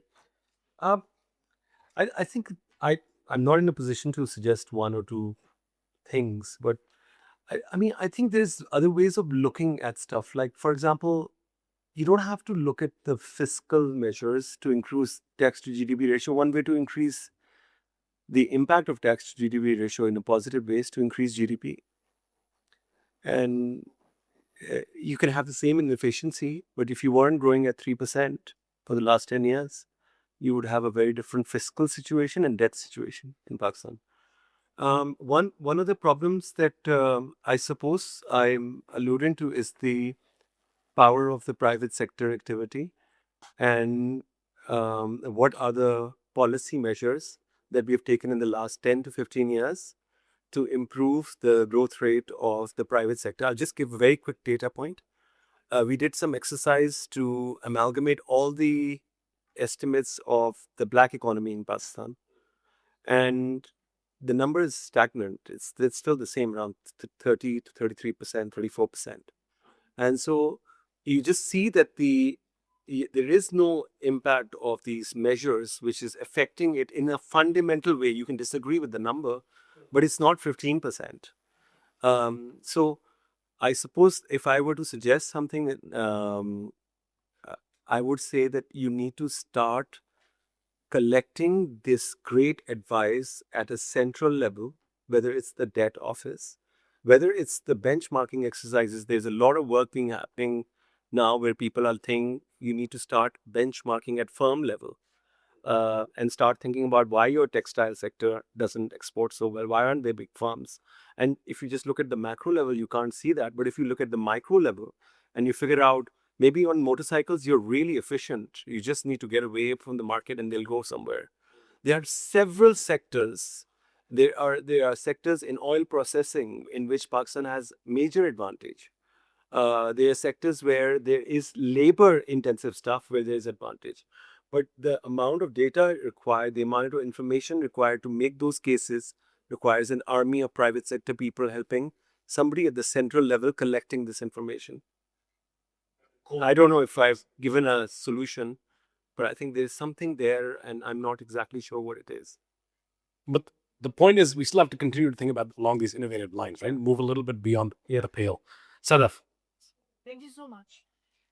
I think I'll take from what your point from the IMF said in terms of expanding the tax base to be more fairer and broader. Which is sorry.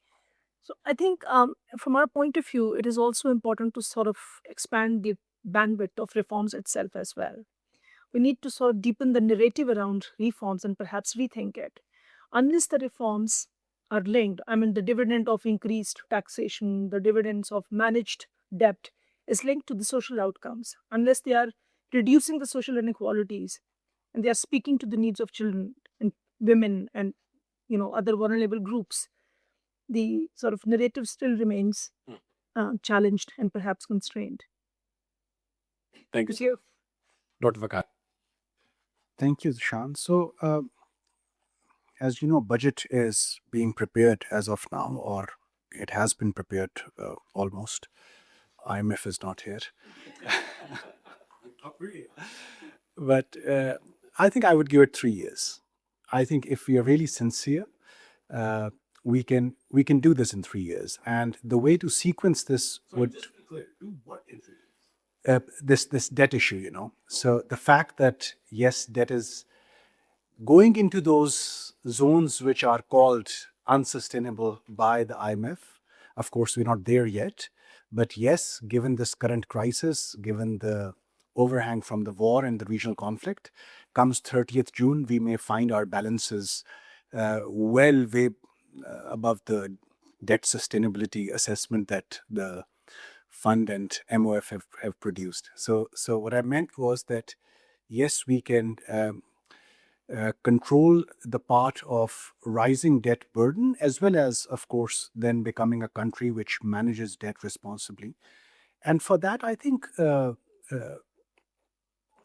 starting point has to be responsible expenditure efficiency.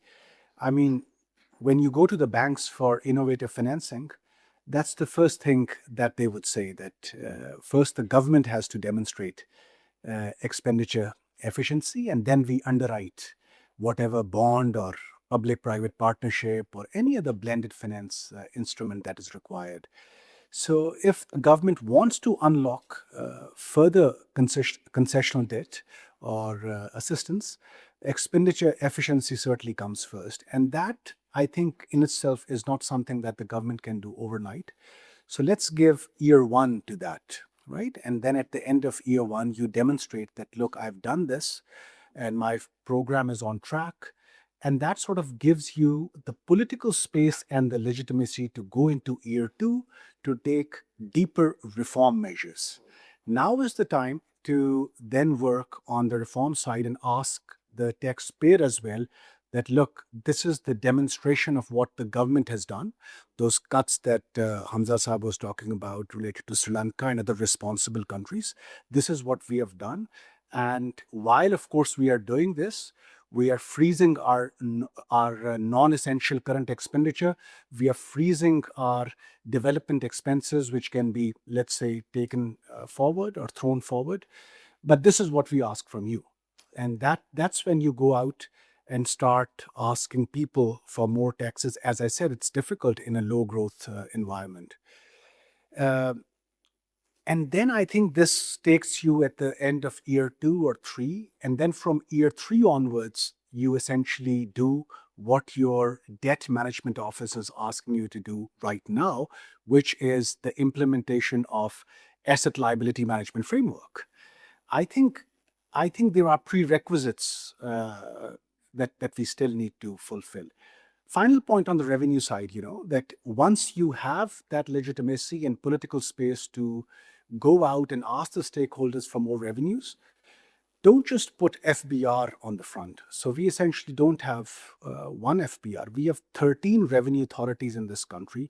All of them need to have a shared vision that how they want to contribute to this fiscal quagmire that we are talking about.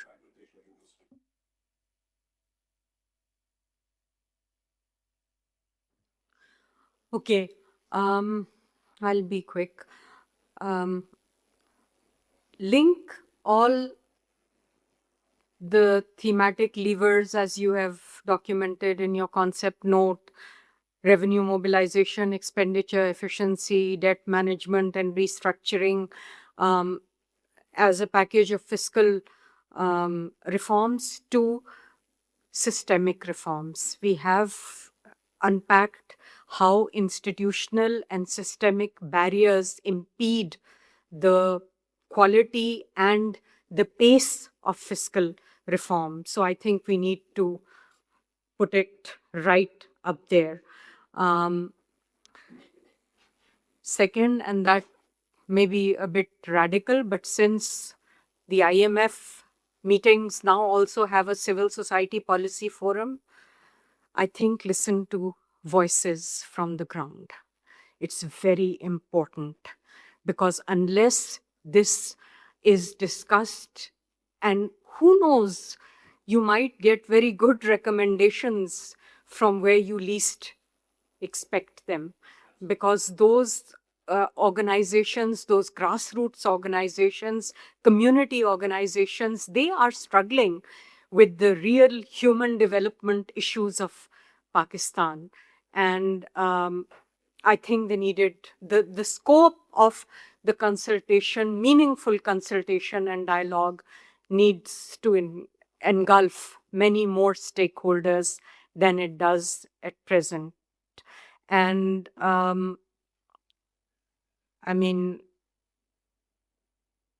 link the fiscal reform measures to human development outcomes by using the method of data triangulation, which is not being done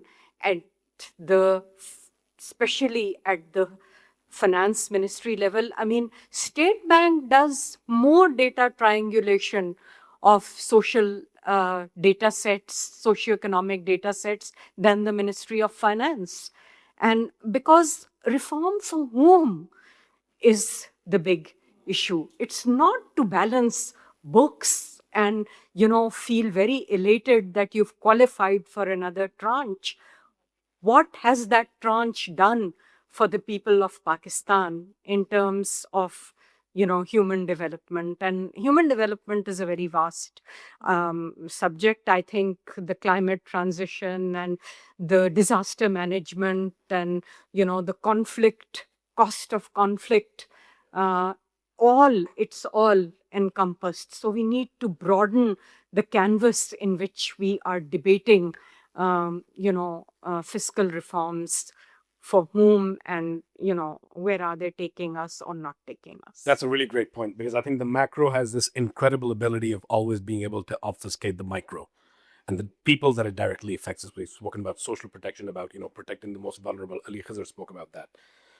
Thank you very much, everyone. We purposely did not decide on specific topics for the second and third and subsequent roundtables, because what we wanted to do was have this conversation, see what actually comes out of it, and use that to fuel what other conversations we need to have around this table. A subsequent conversation will be more focused. We're going to have tighter groups. This one was large on purpose to try and ensure that we capture as many different viewpoints as is humanly possible. And I don't know where Azhar is, but Azhar, we will absolutely bring in government representation for the subsequent ones. But this one, as you can see, may not have been the wisest choice. The premise is straightforward. Pakistan's debt conversation has to grow up. It has to move from managing crisis to actively, protecting its most vulnerable. It has to stop responding to exogenous shocks and has to look inwards for all of its solutions. Public-private partnerships, of course, being one of them among the many other that have been suggested in this room. I thank all of you for your incredible patience, for your candor, for the tremendous recommendations that you've given us.